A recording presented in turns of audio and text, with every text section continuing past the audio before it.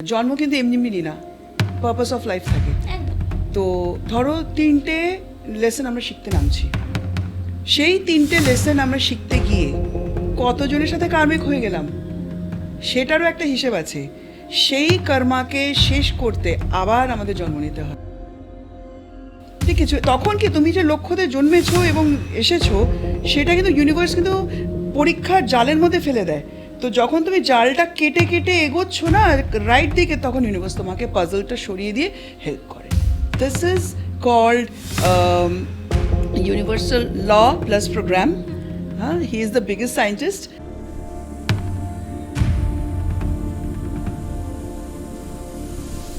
মানে যে লেসনটা মানে নেওয়ার জন্য পৃথিবীতে জন্ম, এবার ওই লেসনটা নিতে যেয়ে অনেকের দেখা যাচ্ছে আরো 5-6টা কর্মা ক্রিয়েট হয়ে যাচ্ছে, এবার তার জন্য তাদের জন্মটাও বেড়ে যাচ্ছে। মানে এটা তো তাহলে চলতেই থাকছে। শেষ কোথায় তাহলে? শেষটা এইভাবে করাতে হয়, শেষটা তো শেষ হয় না। এখানেই পাস্ট লাইফ রিগ্রেশন থেরাপির মূল আধারই হচ্ছে ক্ষমা।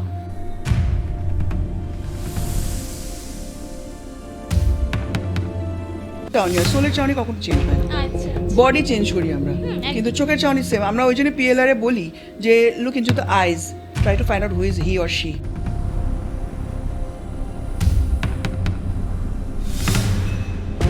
বলেছিলাম যে আমার সোলের এজ হচ্ছে 21 crores অফ ইয়ার্স, তার থেকেও বেশি।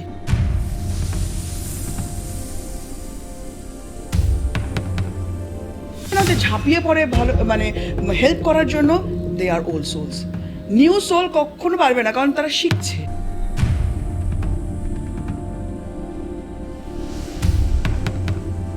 পাস্ট লাইফ রিগ্রেশন কথাটাই হচ্ছে যে আমি যে জিনিসগুলো ভুল করে এসেছি বা যে জিনিসগুলো খুব সুন্দর কাজ করে এসেছি সব আবার মনে করা, যেটাতে ম্যাক্সিমাম যেটা হয় যে এই জন্মে যে বাধাগুলো সেটাকে কাটানো।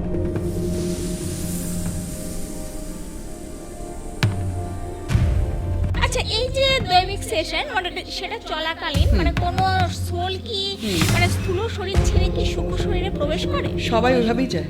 আচ্ছা, অনেকের অনেকের সময় প্রচন্ড প্রবলেম হয়ে যায়, ওরে বাপরে মানে বাপ। ফিরতে আবার না না, ওটা কোনো অসুবিধা হয় না। আচ্ছা, নিয়ে যাওয়াটাই প্রচন্ড কঠিন।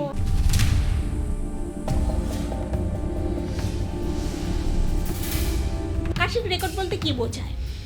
দেখো, আকাশিক রেকর্ড হচ্ছে চিত্রগুপ্তজির যে লাইব্রেরি, যেটাকে মানে যার আন্ডারে যার সুপারভিশনে কাজ হচ্ছে তিনি হচ্ছেন লর্ড ব্রহ্মা, তার নিচে কাজগুলো হচ্ছে। তো সেই লাইব্রেরিটাই হচ্ছে আকাশিক লাইব্রেরি, যেখানে আমাদের প্রথম জন্ম থেকে নিয়ে আমরা কটা জন্ম নেব এবং কি কি নামে কোথায় কোথায় এভরি ডিটেলস ওখানে থাকে।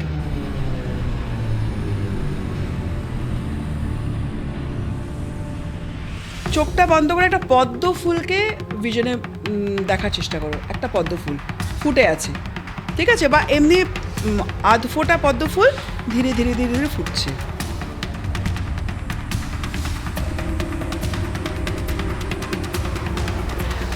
যে মন্ত্রটা, যে ভাইব্রেশনটা, অনেকে ভাইব্রেশন শুনতে পারে, সেইটা শুনেও যদি পদ্ম ফুল দেখা যায়, দ্যাট ইজ মেডিটেশন।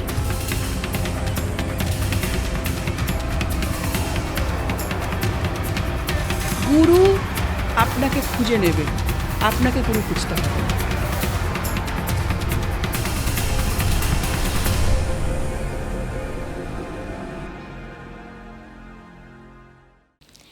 নমস্কার, 24 আওয়ার্স টিভি পডকাস্টে আপনাদের সবাইকে স্বাগত। আপনাদের সঙ্গে আমি সুতপা। পাস্ট লাইফ বা পূর্বজন্মের রহস্য কী? প্রত্যেকেরই কি পূর্বজন্ম থাকে? পূর্বজন্মে ঘটে যাওয়া কোনো ঘটনার প্রভাব কি বর্তমান জীবনে পড়তে পারে? কিভাবে আমরা আমাদের পাস্ট লাইফ জানতে পারবো? এই সমস্ত প্রশ্নের উত্তর আপনারা পেয়ে যাবেন আজকেরই বিশেষ পডকাস্টে। আর এই পডকাস্টে যিনি আজ আমাদের বিশেষ অতিথি, তিনি হলেন spiritual psychic healer Rinita madam. Madam, আপনাকে স্বাগত আমাদের পডকাস্টে। নমস্কার। আর অবশ্যই আজকের পডকাস্টে আপনারা চোখ রাখবেন, কারণ এই পডকাস্টের মাধ্যমে পূর্বজন্ম বা পুনর্জন্ম, পাস্ট লাইফ, এই সমস্ত বিষয়ে বিস্তারিত তথ্য আপনারা পেয়ে যাবেন। অনেকের মনেই কৌতূহল থাকে বা প্রশ্ন থাকে যে পূর্বজন্ম কি আদৌ থাকে বা পুনর্জন্ম কি আদৌ হয়, সেই প্রশ্ন বা কৌতূহল অনেকেই মনেই থাকে। সেই সমস্ত প্রশ্নের উত্তর আজকে আপনারা পেয়ে যাবেন আজকের এই বিশেষ পডকাস্টে। তো ম্যাডাম, প্রথমেই জানতে চাইবো যে এই পূর্বজন্ম বা পাস্ট লাইফ মানে সেটা কি সত্যি হয় বা এটার রহস্য কি? রহস্য হচ্ছে ইউনিভার্স। আচ্ছা। কারণ ওখান থেকে আমরা আসছি। আর একটা লাইফ তো অবশ্যই না, এনার্জি কোথায় ফর্ম করছে, কবে ফর্ম করছে সেটা ইউনিভার্স জানে। তো আমি সমস্ত কিছু বাবার উপরে ছেড়ে দিয়েছি। What ever I will be saying, উনি যেটা বলাচ্ছেন আমি বলে যাব। তো এক একজনকে এক একটা কর্ম দিয়ে আমাদের কিছু লেসেন্স থাকে। জন্ম কিন্তু এমনি এমনি নিই না, পারপাস অফ লাইফ থাকে। একদম। তো ধরো 3টে লেসন আমরা শিখতে নামছি, সেই 3টে লেসন আমরা শিখতে গিয়ে কতজনের সাথে কার্মিক হয়ে গেলাম সেটারও একটা হিসেব আছে। সেই কর্মাকে শেষ করতে আবার আমাদের জন্ম নিতে হয়, কারণ লেসন তো লার্ন করতেই পারিনি আমরা। ধরো ফর এক্সাম্পল লেসন হচ্ছে স্যাক্রিফাইস, একদম। কিন্তু এমন একটা সিচুয়েশন ইউনিভার্স দিয়ে দেবে যেখানে তুমি সেলফিশ হয়ে আছো ফর এক্সাম্পল, কিন্তু তোমাকে you have to learn what is sacrifice. তখন তোমার সামনে এমন এমন সিচুয়েশন এনে দেবে যে তোমাকে দিয়ে দিতে হচ্ছে, সেটাই পরীক্ষা তুমি দিতে পারছো কিনা। যখন তুমি ধরো আই এম গেটিং গুজবাম্পস, যখন তুমি ধরো একদম আমি একটা স্মল এক্সাম্পল দিচ্ছি, ধরো একটি বাচ্চার কাঁদছে আর তুমি কিছু খাচ্ছ, মানে ধরো সাপোজ খুব এক্সপেন্সিভ কোনো ফুড তুমি নিয়েছো খাবে বলে, সামনে একটি বাচ্চাকে দেখছো তার মায়ের কোলে বসে এসে কাঁদছে, তার খাওয়া নেই। তুমি যদি ওই এক্সপেন্সিভ ফুডটা তাকে দিয়ে দিলে মন থেকে, যে ভাবলে না যে আমার খাওয়া হলো না, ঠিক আছে দিলাম আর কি, না, আরে ও খেতে পারছে না, ওকে দিয়ে দিই একটু পেটটা ভরুক বাচ্চারা, আমি তো আবার কিনে নিতে পারবো, আমি তো সেই এবিলিটি ভগবান আমাকে দিয়েছে বা ইউনিভার্স আমাকে দিয়েছে। এই যে তুমি ওকে মন থেকে দিলে, universe just waits for the intention. Your intention is pure, তুমি ওকে দিয়ে দিলে কিন্তু উইদাউট থিঙ্কিং কি আমার মানিটা বরবাদ হয়ে গেল, এটা না ভেবে তুমি দিলে যখন ইউ পাস দ্য এক্সাম, তখন তোমার স্পিরিচুয়াল ওয়ার্ল্ডে একটা আপলিফটমেন্ট হয়, একটা জাম্প। এই ওয়ার্ল্ডে হয় তোমার দেখবে খুলে গেল রাস্তা, অপরচুনিটিস আসতে থাকবে তোমাকে, তুমি কি করে এগোবে, দেবে টাকা পয়সা আরও আসতে থাকবে। তখন তোমার মাথায় আসতে থাকবে কি যদি তুমি ঠিক পথে যাও, যে আমি না দিন দুঃখীদের জন্য কিছু করতে চাই, একটু কিছু না করলেও টাকা প্রত্যেক মাসে একটা অ্যামাউন্ট দিলাম, 1001 রুপিস দিয়ে দিলাম, 10,000 তো দিতে পারছি না, 1001 ইমপ্রুভমেন্ট, যে কিছু। তখন কি তুমি যে লক্ষ্যতে জন্মেছো এবং এসেছো, সেটা কিন্তু ইউনিভার্স কিন্তু পরীক্ষার জালের মধ্যে ফেলে দেয়। তো যখন তুমি জালটা কেটে কেটে এগোচ্ছ না রাইট দিকে, তখন ইউনিভার্স তোমাকে পাজলটা সরিয়ে দিয়ে হেল্প করে। This is called universal law plus programme. Yes, he is the biggest scientist. তো আমরা যখন 3টে লেসন ধরো শিখতে এসেছি, 2টো শিখতে পেরেছি, আচ্ছা। আরেকটা লেসন বাকি আছে, তার জন্য আবার জন্ম, তখন আবার অন্য রকমের প্ল্যান প্রোগ্রাম, সেটা কিন্তু জানি না আমরা। আচ্ছা আচ্ছা। এটা হয় কি বলতো, যেরকম ওই যে আমরা কিডস জোনে গিয়ে কিডসদের ছেড়ে দিই, কিন্তু বলি যে সাপোজ যে এইটুকু টাকার মধ্যে তোমাকে খেলে আসতে হবে, বুঝতে পারছো? আমাদেরকে উপরওয়ালা টাকা তো বলবে না, আমাদেরকে বলবে তোমাকে এইটুকু সময়ের মধ্যে শিখে আসতে হবে। তো কিভাবে খেলবো না খেলবো বুঝবো কি করে, সেটা তারা দেখছেন আমি করতে পারছি কিনা। যখন দেখবেন যে আমি ঠিক পথে যাচ্ছি, they will give you the light. যখন দেখবেন তুমি ভুল পথে গিয়েছো, মজা নাই কিন্তু, যা আরো যা আরো যা আরো যা, ভুল পথে গেলে আরো কর্ম ক্রিয়েট হবে, কারণ ভুল পথে যখন তুমি যাচ্ছ সবকিছু ইজি হয়ে যায়, কিন্তু তখন কিন্তু ওখানে একজন বসে আছে না, মানে ইনস্ট্যান্ট লিখতে থাকছেন ভালো খারাপ ভালো খারাপ। ইট ইজ ট্রু, আমরা যখন আকাশের রিডিং শিখেছি উই হ্যাভ সিন দ্যাট। হ্যাঁ হয়। তো যখন আমরা ভুল পথে যাই, তখন আরও দেখবে সবাই বলি না যে আমরা এত কষ্ট করছি, আর যারা ধোঁকেবাজ তারা তো ভালো আছে কি করে। সেটা কিন্তু সত্যি দেখা যায়। এইবার পয়েন্টে আসছি আমি, পয়েন্ট এটাই, আমি কাউকে মিন করছি না, শুধু ইউনিভার্সাল ল বলে যাচ্ছি আমি, যে যারা ভাবছেন যে আমি তো ওর টাকা ঠকিয়ে নিয়ে নিলাম, আমি রাজা বা রানী হয়ে গেলাম, ভুল। কারণ যেটা আপনাদের মানে আপনাদের যেটা লেখা হয়ে গেল না, এই যে টাকাটা নিল, সাপোজ আমি তোমাকে ঠকালাম, 100 টাকা নিলাম, আমি ভালো আমি রানী হয়ে গেছি, ঠকিয়ে দিয়েছি তোমাকে, তুমি মন খারাপ করলে, বললে ঠিক আছে আমি ক্ষমা করে দিলাম, কিন্তু এই 100 টাকার উপরে ইন্টারেস্ট জমে আমাকে কিন্তু আইদার এই বার্থেই মারাত্মকভাবে তোমাকে সেটা ফেরত দিতে হবে বা আমাকে ভুগতে হবে, নয় নেক্সট লাইফ। এটা কিন্তু কাউকে ভয় দেখানো না, এইটাই হচ্ছে ইউনিভার্সাল নিয়ম যেটা আমি বুঝেছি, কাউকে ঠকিয়ে বুঝিনি, একদম। এই জন্য কিন্তু আগেকার দিনের বুঝেছি। মানুষরা বলতো না, কাউকে ঠকালে তার ডাবলের ডাবল আরো নিজে থেকে বেরিয়ে যায়। এটা একটা পাস্ট লাইফে আমি ডক্টর তৃপ্তি জৈনের পাস্ট লাইফগুলো উনি দিতে থাকেন, তো ওখানেও শুনি আমরা, শেখার তো কোনো এজ নেই, একদম, একদম। তারটাও শুনছি কারণ সে আমার গুরুমা। তো ওখানে বলেছিল উনি যে কোন জন্মে 5 টাকা, মানে ধরো আজ থেকে 500 বছর আগে 5 টাকার অনেক দাম, একদম। রাজার ইয়ে থেকে, খাজানা থেকে মোহর সাপোজ 5 টাকার মোহর সে নিয়ে নিয়েছে সাপোজ, এই জন্মে তাকে 5 লাখ টাকার দেনা শোধ করে যেতে হচ্ছে। এটা ডক্টর তৃপ্তি জৈনেরই একজন ক্লায়েন্টের কথা বলছি, আমি নিজের ক্লায়েন্টের কথা বলছি না। তো ওখান থেকে শিখলাম যে জিনিসটা ইন্টারেস্ট যোগ হতে হতে হতে হতে হতে হতে 5 লাখে গিয়েছে। 5 লাখ গেছে। তো বুঝতে পারছো যে ইউনিভার্সাল ল, এই যে আমরা কর্মটা করলাম এই জন্য আমাদের জন্মাতে হচ্ছে, কারণ ওটা তো কোনো একটা তুমি ধরো ক্লাস 1 থেকে 2 উঠতে যাচ্ছ, ফেল করলে আবার ক্লাস 1 কিন্তু তোমাকে আসতে হবে, একদম। ঠিক ইকুয়ালি আমরা যদি লেসনটা লার্ন না করলাম, আমরা ফেল করলাম, তাহলে আবার বিগিনিং থেকে শুরু করতে হবে। যে কোনো গেমেও ধরো ওই যে মারতে মারতে মারতে মারতে এগোচ্ছে, তোমাকে শ্যুট করে দিল, তুমি মরে গেলে, কিন্তু আবার তোমাকে ফার্স্ট থেকে এগোতে হচ্ছে, সেম, একদম same, in a bit different way. একদমই। তাহলে এই যে মানে যে লেসনটা মানে নেওয়ার জন্য পৃথিবীতে জন্ম, এবার ওই লেসনটা নিতে যে অনেকের দেখা যাচ্ছে আরো 5-6টা কর্মা ক্রিয়েট হয়ে যাচ্ছে, এবার তার জন্য তাদের জন্মটাও বেড়ে যাচ্ছে, মানে এটা তো তাহলে চলতেই থাকবে, এটা শেষ কোথায় তাহলে? শেষটা এইভাবে করাতে হয়, শেষটা তো শেষ হয় না এখানেই। পাস্ট লাইফ রিগ্রেশন থেরাপির মূল আধারই হচ্ছে ক্ষমা। তোমাকে আগে পুরো দেখিয়ে দেওয়া হলো এই লাইফের সাথে কোন লাইফের কোন কার্মিক সোলসের সাথে তুমি কানেক্টেড, তাদের চোখের দিকে তাকিয়ে আমাদের চিন্তা হয় যে তারা এই লাইফে আমাদের কে, বেরিয়ে আসে একদম, কারণ চোখের চাউনি আমাদের সোলের চাউনি হয়, সোলের চাউনি কখনো চেঞ্জ হয় না, আচ্ছা। বডি চেঞ্জ করি আমরা, কিন্তু চোখের চাউনি সেম। আমরা ওই জন্য পিএলআরে বলি যে look into the eyes, try to find out who is he or she. তো তখন ওরা বলে দেয় যে আরে আমার মনে হচ্ছে আমার মা, বা মনে হচ্ছে আমার বাবা, বা মনে হচ্ছে আমার স্কুলের টিচার, এরকম আসে, মানে সোলকে চিনে ফেলে।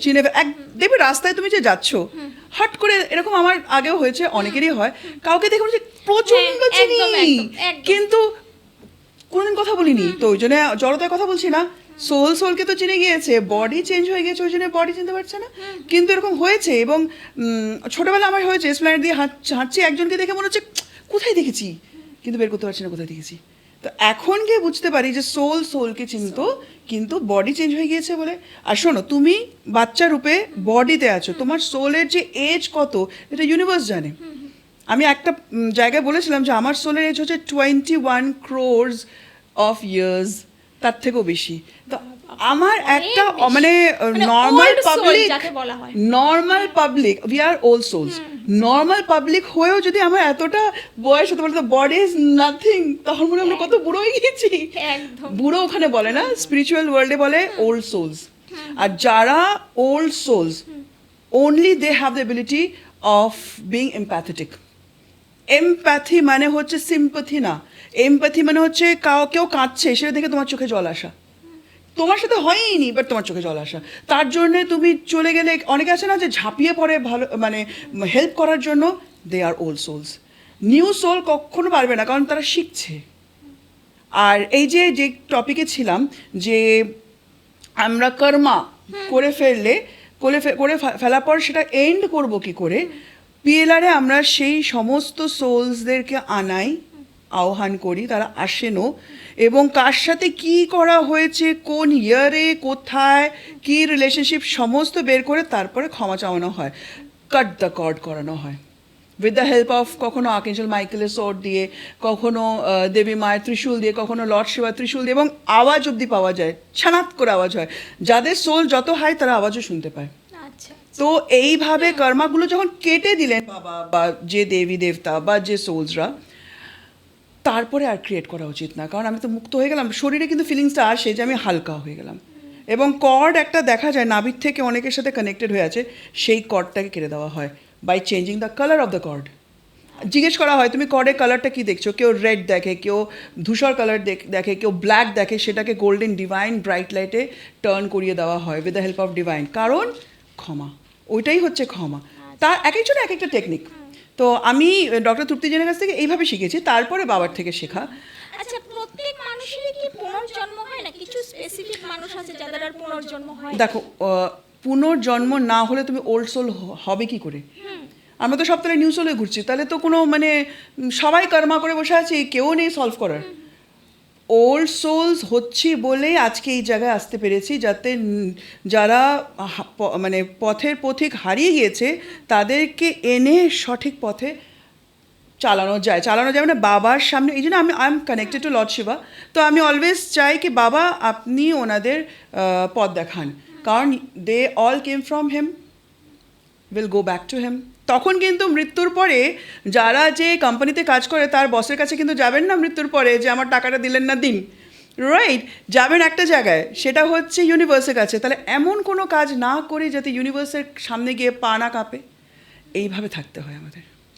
এই যে মানুষ এত টাকা পয়সা গাড়ি বাড়ি সব মানে কামায় ভাবছে, ওটা নিয়ে মানে সবসময় সাথে থাকবে, এটা মোহমায়া, সবসময় ছেড়ে চলে যেতে হবে, সবকিছু ছেড়ে। আরে দিস ইজ কেন বলে, এটাকে কেন বলে মোহমায়া?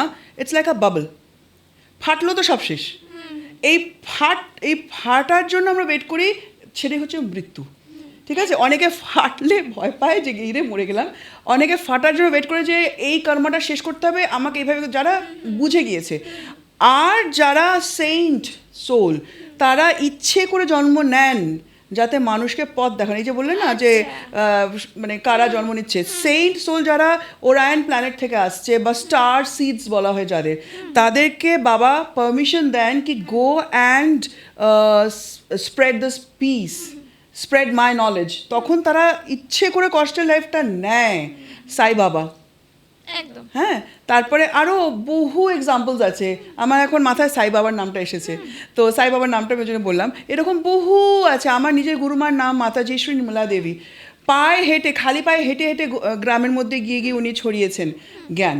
ঠিক আছে, জিসাস ক্রাইস্ট, হ্যাঁ, কিন্তু তারপরেও বলেছেন সান অফ গড বলা হয় তাকে। তারপরে বলেছেন যে ওনাদের মাফ করে দাও। আমরা পারবো, আমাদের শুলিতে তুলছে আর বলছে ওদের ক্ষমা করে দাও, আমরা নেমে শুলি নিয়ে পেটাবো, লাইক দ্যাট। তো আমাদের কি ট্রাই করতে হবে যে ক্ষমা, কেউ কিছু করলো প্রথমে তো রাগ উঠবেই, কিন্তু একটু সময় দিতে হয়, তারপরে ক্ষমাটা মন থেকে এসে যায়। এটা প্র্যাকটিস। আর আমি অলওয়েজ বলি practice makes a person perfect. P3 মানে আমি এটাকে খুব মেনটেন করি, আমি বাচ্চাদেরকেও বলি যে P3 মেনটেন করো লাইফে। Practice makes a person perfect. তুমি যে জিনিসটা প্র্যাকটিস করবে সেই জিনিসটা তোমার রক্তের মধ্যে ঢুকে গেল। বলে না যে 21 দিন কোনো কিছু হলে 21 দিন তুমি প্র্যাকটিস করো, ম্যানিফেস্ট 21 দিন। Why 21 days? এই 21 ডেজ এক টানা করলে ভাইব্রেশনটা অন্য লেভেলে যায়। কোনো কিছু তুমি মালা জপছো 21 বার মিনিমাম, তুমি দুবারে মালা কখনো হবে না, 21 বার মিনিমাম 21। সেই 21 করে যতগুলো আসছে তুমি দেখবে, গুণে দেখবে 21 থেকেই শুরু হয়। 21টা হচ্ছে ওই ভাইব্রেশনটা গিয়ে নক করা, তখন ব্রেনে ওই ফাংশনটা হয় কি ও যেটা উচ্চারণ করছে তার মানে এটা ও নিতে চায়। আর যখন নিতে চায় তখন সাবকনশিয়াস মাইন্ডকে ইউনিভার্সকে নক করে কি আই ওয়ান্ট দিস ভাইব্রেশন, তখন ওই ভাইব্রেশনটা সরিয়ে দেওয়া হয়, সেখান থেকে ম্যানিফেস্টেশনটা অ্যাক্টিভেটেড হয়ে যায়। মারাত্মক সাইন্টিফিক ওয়েতে কাজ হয়, কিন্তু সেটা হচ্ছে পুরো বোঝার উপরে। আচ্ছা, পূর্বজন্মে ঘটে যাওয়া কোনো ঘটনার প্রভাব কি বর্তমান জীবনে পড়তে পারে? 100%। আপনার কাছে তো অনেক ক্লায়েন্টরা আসেন, তো এরকম কোনো ঘটনা আছে কি? 100% পড়বে, কিন্তু ওটা একটা সময় হয় যখন ট্রিগার্ড হয়। অনেকের ছোটোবেলায় হয়, এটা সোল ডিসাইড করে জন্ম নেওয়ার আগে। তাকে না এটা দেখবে same soul in different bodies, তারপরে লাইফ বিটুইন লাইফ, এরকম অনেক বই আছে যেখানে মেনশন করা আছে, মানে মিডিয়ামের থ্রু দিয়ে জানা গিয়েছে যে আমাদের জন্মের আগে আমাদেরকে কিন্তু হিল করা হয়। কারণ এক একটা জন্মর পরে আমরা তো টায়ার্ড হয়ে যাই, স্কুল থেকে বাড়িতে আসার পর কী করতাম, আমরা ঘুমাতাম না, কিছুক্ষণ হলেও আমরা ঘুমাবো, তারপর আমরা খেলতে যাব।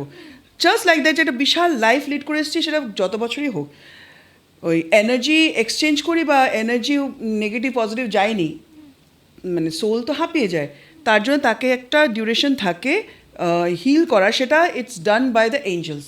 সবার একটা স্তর আছে। তারপরে তাকে সে যখন বলে I am now ready to go back to learn those lessons যেটা আমি রেখে এসেছি, তখন তাকে 2-3-4 লাইভ দেখানো হয়। কেউ বিলিভ করুক আর না করুক, বইগুলো পড়ে নেবেন, সোজা কথা। হ্যাঁ, বইগুলো পড়লে বুঝবেন যে আমিও বই থেকেই বলছি। তো তাদেরকে 3-4 ইয়ে দেখানো হয়, very easy life, mediocre life, very luxurious life, tough life, এরকম আরও কয়েকটা। এবং বডি চুজ করার জন্য তাকে ইয়ে করা হয় যে কোন বডিটা তুমি চুজ করবে, কারণ লাইফ যেটা তুমি নেবে সেই উপযুক্ত বডি, সেই উপযুক্ত চেহারা। অনেকে ভাবে না ও এত সুন্দর আর আমি এরকম কেন। Trust me, you need to love yourself, কারণ you have chosen your own body. Soul কিন্তু রাইট ডিসিশন নেয়। আচ্ছা, মানে সোল নিজেই চুজ করে, মানে আমি হ্যাঁ ইয়েস, ফ্যামিলি অলসো। এটাও বইতে মেনশন করা আছে। তারপরে মিডিয়ামের থ্রু দিয়ে তুমি পডকাস্ট অনেকেরটা দেখবে, তুমি বেরিয়ে আসবে, মিডিয়াম বলে দিচ্ছে যেগুলো হয়। হ্যাঁ হ্যাঁ, ফ্যামিলি গ্রুপ হয়, ফ্যামিলি ট্রিয়ের গ্রুপ হয়। তো কে কখন কোন সময় এন্ট্রি করবে সেটাও ওখানে সব রাউন্ড টেবিলের সমস্ত ডিসকাশনস হয়েছে। এখন ওখানকার রাউন্ড টেবিল গ্যালারিও হতে পারে বা আই ডোন্ট নো, কারণ আমি তো এখনও মানে অত উপরে উঠতে পারিনি যে রাউন্ড টেবিলে বসে আমি ডিসাইড করবো, because I am not from that path. কিন্তু হ্যাঁ, আমি যেটুকু বুঝতে পেরেছি তার মধ্যেই বোঝানোর চেষ্টা করছি। তো তারপরে সে বলে আমি এই বডিটা নেব। ধরো সোল ডিসাইডস মেয়ে হবে না ছেলে হবে। যদি আমি দেখেছি নর্মালি আমার এতগুলো মানে আনগিন্নাত পাস্ট লাইফস করা হয়ে গিয়েছে, সেখানে যারা মেয়ের বডি নিয়েছে তাদের কষ্ট বেশি করতে হয়েছে। কারণ একটা মেয়ে হয় কি ধরনী নিতে পারে, যার ব্যাগেজেস বেশি, সে আমি দেখেছি নর্মালি সে মেয়েদের বডি চুজ করে। কারণ আমি যদি এই কষ্টটা নিতে পারবো তাহলে আমাকে মেয়ে হতে হবে। কারণ একটা মেয়ে পারে নিতে, নিজের সারনেম চেঞ্জ করে দেয়, নিজের বাবা মার কাছে থাকে না, সে আরেকজনের কাছে গিয়ে তার নামে চলে, বিশাল বড় স্যাক্রিফাইস কিন্তু এটা। তো সে পারে, তার মেন্টালিটিটাই ওরকম হয়। তো অনেক সময় আমাদের এমনও হয়েছে যে যে ভদ্রমহিলা ধরো কথা বলছে, আমি দেখছি ও তো বডিটা মেয়ের, সোল তো ছেলের। ঠিক আছে, কেন বডিটা মেয়ের? কারণ ওই যে লাগেজ যেটা সে নিচ্ছে কর্মার এত ভারী যে ছেলেরা পারবে না। ডিএনএই ওরকম না ছেলেদের যে পারবে। অনেক ছেলেরা কিন্তু পারে, বাট সবাই না, আমি সবার কথা বলছি এখানে। তো ওই জন্য মেয়েদের বডিতেই জিনিসটা করা যায়, কিন্তু সেটাও আবার ম্যাটার করে ইউনিভার্সাল ডিসিশনের উপরে। এই করে আমরা জন্মটা নিই। আর ইন কেস পাস্ট লাইফে বাবা মার সাথে বাজে বিহেভ করেছি, এই লাইফে সেই বাবা মাই আমাদেরকে কিন্তু এই লেসনটা লার্ন করাবে যাতে কর্মাটা এন্ড করা যায়। এমন সিচুয়েশন এনে দেবে যাতে তুমি বাধ্য তাদের জন্য কাজ করতে। ঠিক আছে, তখন দেখবে অনেক সময় হয় 3 ভাই বোন, বড়জন আর লাস্ট জনকে কিছুই করতে হয় না, মেজজনের মাথার ঘাম পায়ে ফেলতে হচ্ছে বাবা মার জন্য, আর বাবা মা মেজজনের উপরেই বসে আছে। এমন মানে মেজজন অনেক সময় ভাবছে রাগের মাথায় যে দাদাকেও করতে হচ্ছে না, বোনকেও করতে হচ্ছে না, আমাকে করতে হচ্ছে কেন? বিকজ তোমার কর্মা আছে ওনাদের সাথে। অনেক আনসার্স কিন্তু পাওয়া যায় যে বাকি দুইজনের কর্মা সেরকম নেই, তোমার আছে, তোমাকে সেই সুযোগটা তারা দিয়েছেন, তুমি করে কাটাও। কিন্তু অনেক সময় কি হয়, আমাদের মাথা গরম হয়ে যায়, আমি কেন করবো, পারবো না, এই ওখানে আবার করলো, আবার নেক্সট লাইফে আবার লার্ন করতে আসতে হবে। এই ভুলটাই তো হয়। একদম। আচ্ছা, অনেকে ছোটবেলা থেকে অনেকে দেখা যায় জল দেখে খুব ভয় পায়, ফোবিয়া, ওখানে আগুন দেখে আগুন দেখে খুব ভয় পায়, এটা ফোবিয়া টাইপের। আবার দেখা যায় অনেকে ছোটবেলা থেকে খুব ট্যালেন্টেড, কারণ আমরা আজকাল যেমন মানে টিভিতে অনেক সময় যে মানে ট্যালেন্ট প্রোগ্রামগুলো যে হয় সেটা আমি দেখতে পারি, ছোট্ট কোনো বাচ্চা এত সুন্দর গাইছে বা এত সুন্দর ডান্স করছে। তো এগুলোর সঙ্গে কি এই পূর্বজন্মের কোনো কানেকশন থাকে? দেখো, আমি যেটা দেখেছিলাম অনুরাধা পোরওয়াল, তার ছেলেটা তখন অনেক ছোট কিন্তু দারুণ ড্রাম বাজায়, এরকম কিন্তু দেখেছিলাম। তবলা বাজাচ্ছে না তো ড্রাম বাজাচ্ছে। পূর্বজন্মে কানেকশন না থাকলে এটা হবে না। সে সেই রকমই জায়গা খুঁজে জন্মেছে যেখানে তার সেই ব্যাপ্তিটা হবে, সেইভাবে সে ছড়াতে পারবে। তাই জন্য মা হিসেবে সে অনুরাধা পোরওয়ালকে চুজ করেছিলেন। এটা আজ থেকে প্রায় 20 years আগে আমি দেখেছিলাম, তখন আমিও স্টুডেন্ট, কিন্তু দেখেছিলাম ওটা মানে কোনো নিউজ চ্যানেলেই দেখানো হয়েছিল। কিন্তু তখন পাস্ট লাইফের সাথে কিছু বলেনি, শুধু বলেছে সি দ্য ট্যালেন্ট। কিন্তু এখন বুঝতে পারি যে ট্যালেন্টটা বাই বার্থ না, ফ্রম দ্য প্রিভিয়াস বার্থ, সঞ্চিত কর্মা। আমরা বহু জন্মে বাজে কর্মা করি, ভালো কর্মা করি, ভালো কর্মার ফলটাও তো পাবো। সবসময় কি কর্মা বাজে না, কর্মা ইজ মানে কর্ম, আমাদের কর্মটা দুই রকম হয়, পজিটিভ নেগেটিভ। নেগেটিভ হলে আমরা সাফার করে সেটাকে এন্ড করি বা আবার রিগেইন করি যেভাবে হোক। ভালো কর্মা হচ্ছে এই যে খুব বিপদে আছি কিন্তু ফট করে এমনভাবে হেল্প হয়ে গেল, উপরওয়ালা বা ভগবান বলো বা যে নামই ডাকো, এমনভাবে হেল্প করলেন তুমি অবাক হয়ে যাও যে কী করে বেরিয়ে আসলাম এখান থেকে। তো এটা হচ্ছে ভালো কর্মার থেকে আবার পার্সেন্টেজ তুমি পাও, মানে পুরো চুল চেরা জাস্টিস হয়। কেউ বলতে পারবে না যে ওকে সবসময় ভালো দিচ্ছে আমি কেন পাচ্ছি না, আমি দোষ করেছি, সেটা আমি না কাটালে কী করে ভালো পাবো। মেডিসিনটা না খেলে জ্বরটা কী করে যাবে। এখন তুমি অ্যাজ আ সাইকিক হিলার মেডিসিনটা লিখে দিচ্ছ অ্যাজ মান্ত্রাস অ্যান্ড অল, ওটা আমার দায়িত্ব, ওটা শুনবো, খাবো, না খেলে আমি আগের মতনই পড়ে থাকবো। তখন আমি যদি তোমাকে দোষ দিই যে কী বাজে সাইকিক হিলার, কিছুই করতে হয় না, ভুল, কারণ আমি করছি না, ওটা আমার দোষ। তুমি তো আমাকে পথ দেখিয়ে দিয়েছো, আমি করিনি, তাহলে আমার তো জ্বর থাকবেই। একদম, মানে পথটা তো নিজেকেই চলতে হবে। একদম একদমই। আচ্ছা, এবার আসছে এই যে পিএলআর বা পাস্ট লাইফ রিগ্রেশন, সেটা বলতে আমরা কি বুঝি? পাস্ট লাইফ রিগ্রেশন কথাটাই হচ্ছে যে আমি যে জিনিসগুলো ভুল করে এসেছি বা যে জিনিসগুলো খুব সুন্দর কাজ করে এসেছি সব আবার মনে করা, যেটাতে ম্যাক্সিমাম যেটা হয় যে এই জন্মে যে বাধাগুলো সেটাকে কাটানো। এই জন্মে কেন এত বাধা, তার মানে আমি পিছনের জন্মে কি করেছি, কার সাথে কি করেছি। আজকে আমার বাবা আমাকে সহ্য করতে পারছে না, কিন্তু আমি জানি না আমি কী করেছি। বা আমি একজনের কেস শুনেছিলাম, একটা মহিলা বলছে, ডক্টর তৃপ্তি জেনেরই কেসটা আমার মনে পড়ছে, একটা 2 বছরের বাচ্চাকে দেখে তার মা বলছে ওর গলা টিপে দিতে ইচ্ছে করছে না। সেই কী ছিল, ডক্টর তৃপ্তি জেন যখন ওনাকে নিয়ে গিয়েছেন দেখলেন যে এরা দুজন বোন ছিল। বড় বোনের সাথে এই ওনার বাবারই বিয়ে হয়েছিল, এখন যিনি ওনার বাবা, বড় বোনের সাথে ওনার বাবা ওনার হাজব্যান্ডের বিয়ে হয়েছে, হাজব্যান্ডই বলি নাহলে লোকে কনফিউজ হয়ে যাবে। আর ছোট বোন তখন ছোট ছিল, ধরো 10 বছর বয়স ছোটো বোন, বড় বোনের বয়স হচ্ছে ধরো 18 বছর বয়সে বড়জনের বিয়ে হয়েছে, তার বরের সাথে সে খুব হ্যাপি। 10 বছর পর সে আবার বাড়িতে এসছে, তখন ছোটো বোনের বয়স 20। তখন জামাইবাবুর সাথে শালির একটা রিলেশনশিপ হয়ে তারা পালিয়ে যায়। এই যে পালিয়ে গিয়েছে এই মেয়েটি কিন্তু রাগে ক্ষোভে নিজের লাইফ শেষ করে দিয়েছে, কিন্তু অভিশাপ দিয়ে গেছে ছাড়বো না তোদের। এই যে মৃত্যুর মোমেন্টে যে ইমোশনস আমাদের, তোকে কিন্তু ছাড়বো না আমি কিন্তু আবার জন্ম নেব, তারপরে তোকে দেখে নেব, সে কারণে তাকেও আসতে হবে। ওই যে এইটাই হচ্ছে কার্মিক লুপ, আমরা এই লুপটাকে কাটানোর চেষ্টা করি। এইটা হচ্ছে কার্মিক লুপ, যে যেই আটকে গেল তাহলে ওকেও আসতে হবে, ওর বোনকেও আসতে হবে, উনি তো আসছেনই, তো এই জন্ম ওর বোন এসেছে ওনার মেয়ে হয়ে, ওর বর কিন্তু ওর বরই হয়েছে, কিন্তু মেয়েকে দেখলেই মনে হচ্ছে 2 বছরের বাচ্চাকে দেখলে মনে হচ্ছে গলা টিপে দিই, মানে মেরে ফেলে দিই। সেখান থেকে বাঁচার জন্য ম্যাডামের কাছে যাওয়া। তারপরে ম্যাডাম কিভাবে তাকে ঠিক করেছে সেটা আর ম্যাডাম লেখেনি, কিন্তু ম্যাডামের আর্টিকেলসগুলো আমি পড়ি, তাহলে এই ধরনেরও ঘটনা ঘটে। আমার রিসেন্টলি একজন, আমি বলবো না কে, কিন্তু আমিও পেয়েছি একজনকে, সে তার যখন কাউন্সেলিং হচ্ছে তখনই সে অনেক সময় কাউন্সেলিং থেকেও পাস্ট লাইফের ঝলক চলে আসে। তখন উনি বলেছিলেন উনি নিজেই ঝলক পেয়েছিলেন, যে মৃত্যুর সময় সে বলছে যে আমি কিন্তু তোকে ছাড়বো না, আমি ছেলে হয়ে আসবো বদলা নিতে। এখন তাকে কি করে এই লুপ থেকে, এখন উনি সব ছেড়ে দিয়ে ওনার চিনে গিয়েছে, তো সেটাও চিনে গিয়েছে কে, মানে সোলের এবিলিটি কি, যে সে উইদাউট এনি কাউন্সেলিং সে বুঝে গিয়েছে কে, তাকে সোল স্বপ্নে সব দেখিয়ে দিয়েছে। আর সে তো খেপে বোম, এবার তো তোকে মারবো আমি, এবার ওখান থেকে তাকে হাড্ডাহাড্ডি লড়াই চলছে,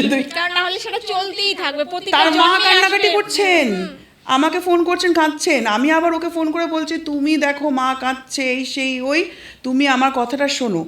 ভীষণই স্পিরিচুয়াল যে ভদ্রলোকের কথা বলছি, কিন্তু ওই যে ছেলের বডি হয়ে আসবো তারপরে তোকে আমি ছাড়বো না, ওই কেসটা কী হয়েছে বলছি না, কিন্তু এই দেখো কার্মিক লুপ কি হয়, রিবার্থ হয়, হ্যাঁ, বদলা নেওয়ার ইন্টেনশন থাকে, এই বদলা নেওয়ার ইন্টেনশনগুলোকে কাটতে হলে ক্ষমা করতে হয়, এগুলোই পিএলআরের মেইন কাজ।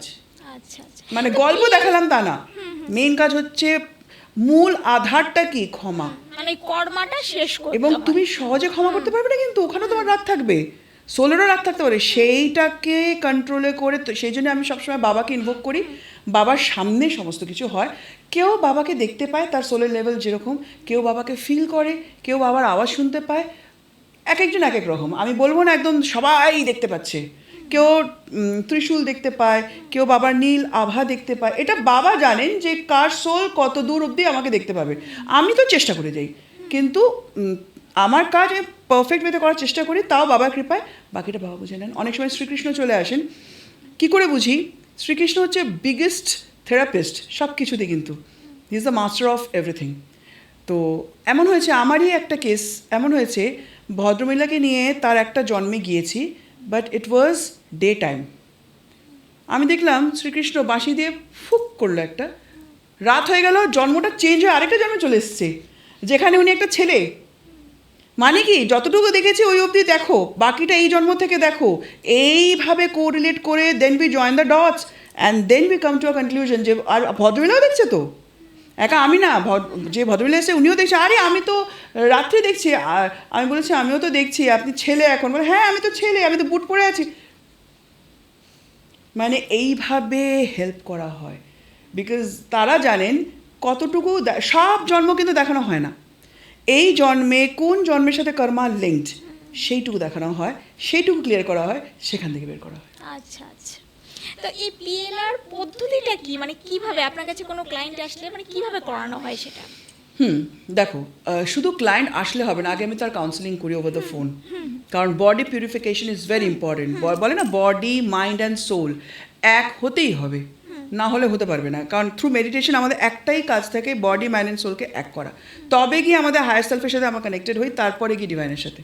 তো সেইটা করতে সবাই তো, আমরা কত বছর ধরে আমরা মেডিটেশন করছি, এটা তো আমি আমার ক্লায়েন্টের কাছে এক্সপেক্ট করতে পারি না যে তারাও ওইভাবে মেডিটেশন করছে বা তার আগে থেকে জন্ম থেকে করছে।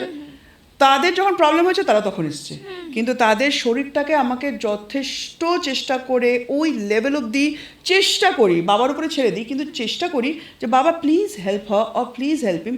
বাবা মন্ত্র যেগুলো হয় না, মন্ত্রাগুলো লিঙ্ক আমাকে দিয়ে দেওয়াতে থাকে, এটা এটা এটা এটা এটা আফটার দ্য কাউন্সিলিং।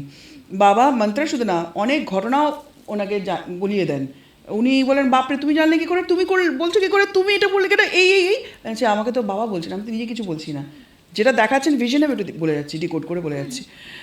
তখন কোন কোন মন্ত্রাস কতবার শুনবে, দিনে কিভাবে শুনবে, সমস্ত বলা হয়।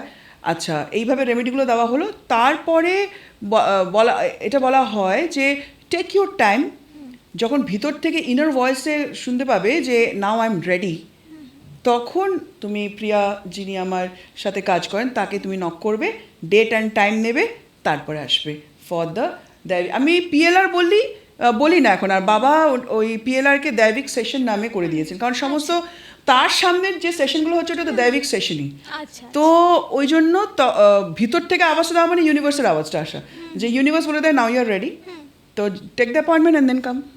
আচ্ছা, মানে দৈবিক সেশনের জন্য মানে ও মানুষ যে আসবে তাকে আগে নিজে থেকে রেডি হতে হবে, 7 দিন 10 দিন 15 দিন রেডি হতে পারে না, এরকম কেউ আছে মানে হতেও পারে। শোনো, অনেকে আছে দেখো বিশ্বাসে মিলায় বস্তু, অনেকে আছে কি আমি দেখি হচ্ছে কিনা। দেখো আমার এক্সাম নিতে আসলে তোমার কিচ্ছু হবে না, তুমি যদি আমার কথা বিশ্বাস না করো, ইউনিভার্সের কথা তো বিশ্বাস করো, তার উপর বিশ্বাস রেখে আসলে ঠিক হচ্ছে। আর কেউ যদি আমার পরীক্ষা নিতে আসে তখন পুরো গুবলেট হয়ে ফেরত যায়, এমনও হয়েছে, ঠিক আছে, এই যুগে এরকম মানুষও আছে। হ্যাঁ, ইনফ্যাক্ট এমনও হয়েছে যে মানুষকে হেল্প করতে গিয়ে বলতে নেই অনেক দুঃখ পেয়েছি, কিন্তু তারপরে বাবা একটা কথাই বলেন যে ক্ষমা, কারণ তোমার কাজ হচ্ছে এগিয়ে যাওয়া ক্ষমা করে, যেটা আমি মানুষকে বাবার পথটা দেখাচ্ছি, বাবা কিন্তু আমাকেও দেখান, তার মানে আমার থেকেও কর্মা হতে হতে বাবা বাঁচাচ্ছেন। তুমি কারোর উপর যদি রেগে গেলে, ধরো আমি তোমাকে ঠকিয়েছি, তুমি আমার রেগে গেলে, কর্মা হয়ে গেল, কিন্তু তুমি যে বারতেই আর যাবে না কেন, এমন একটা সিচুয়েশন হবে যে তুমি আমাকে এক চাটা মারতে পারো সবার সামনে, বলে দিচ্ছি, মানে একটা সবাই হাসতে পারে, বাট দিস ইজ ইট, আমি নিজেকে নিয়েই বলছি যে এমন একটা সিচুয়েশন হলো, রাস্তার মধ্যে দিল এক চাটা আমাকে, কিন্তু ও নিজেও জানে না যে আমাকে কেন চাটা মারলো, হয়তো একটু গায়ে ধাক্কা লেগে গিয়েছে, হয়তো আমি মেয়ে না আমি ছেলে, এক চাটা মেরে দিল যে দেখে চলতে পারেন না, কিন্তু বদলা কিন্তু হয়ে গেল, ব্যালেন্স হয়ে গেল, মানে একটা সিম্পল এক্সাম্পল দিচ্ছে, ব্যালেন্স কিন্তু হয়ে গেল। আমি তো হলাম রে, আমাদের ধাক্কা লেগেছে, আমাকে আমি চিনি না, থাপ্পড় খেলাম আমি, সবাই দেখলো, ইজ্জতটা ফলদা হলো ওখানে, কিন্তু বদলাটা তোমার সোল নিল আমার সোলের থেকে। সিম্পল এক্সাম্পল, যেটা বোঝা গেল সবকিছুর সঙ্গে কিছু না কিছু কানেকশন আছে। আর কেউ যদি আমার পরীক্ষা নিতে আসেন প্লিজ আসবেন না, বাবার সাথে কানেক্টেড হতে হলে তবে আসবেন, এটা আমি এখনই বলে দিচ্ছি। অনেকে ভাবে না যে ও এত কিছু দেখেছে আমি কিছুই দেখলাম না, ভুল আপনার। কারণ ভিতর থেকে বিশ্বাসে মেলায় বস্তু, সেটাকে মেলাতে হয় যে না আমাকে বাবা যেটা দেখাবেন আমি সেটাই দেখবো, এবং দ্যাট ইজ দ্য ট্রুথ। অনেকে বলে যেগুলো আমি মানে সব রকম দেখে নিলেন, তারপরে 2-3 দিন পরে এমনও হয়েছে যে বলছে ওগুলো স্বপ্ন ছিল। তখন আমি বলি যে নর্মালি তুমি আজকে যত বয়স তোমার, তুমি এর মধ্যে এই ধরনের স্বপ্ন জীবনে দেখেছো? বলে না।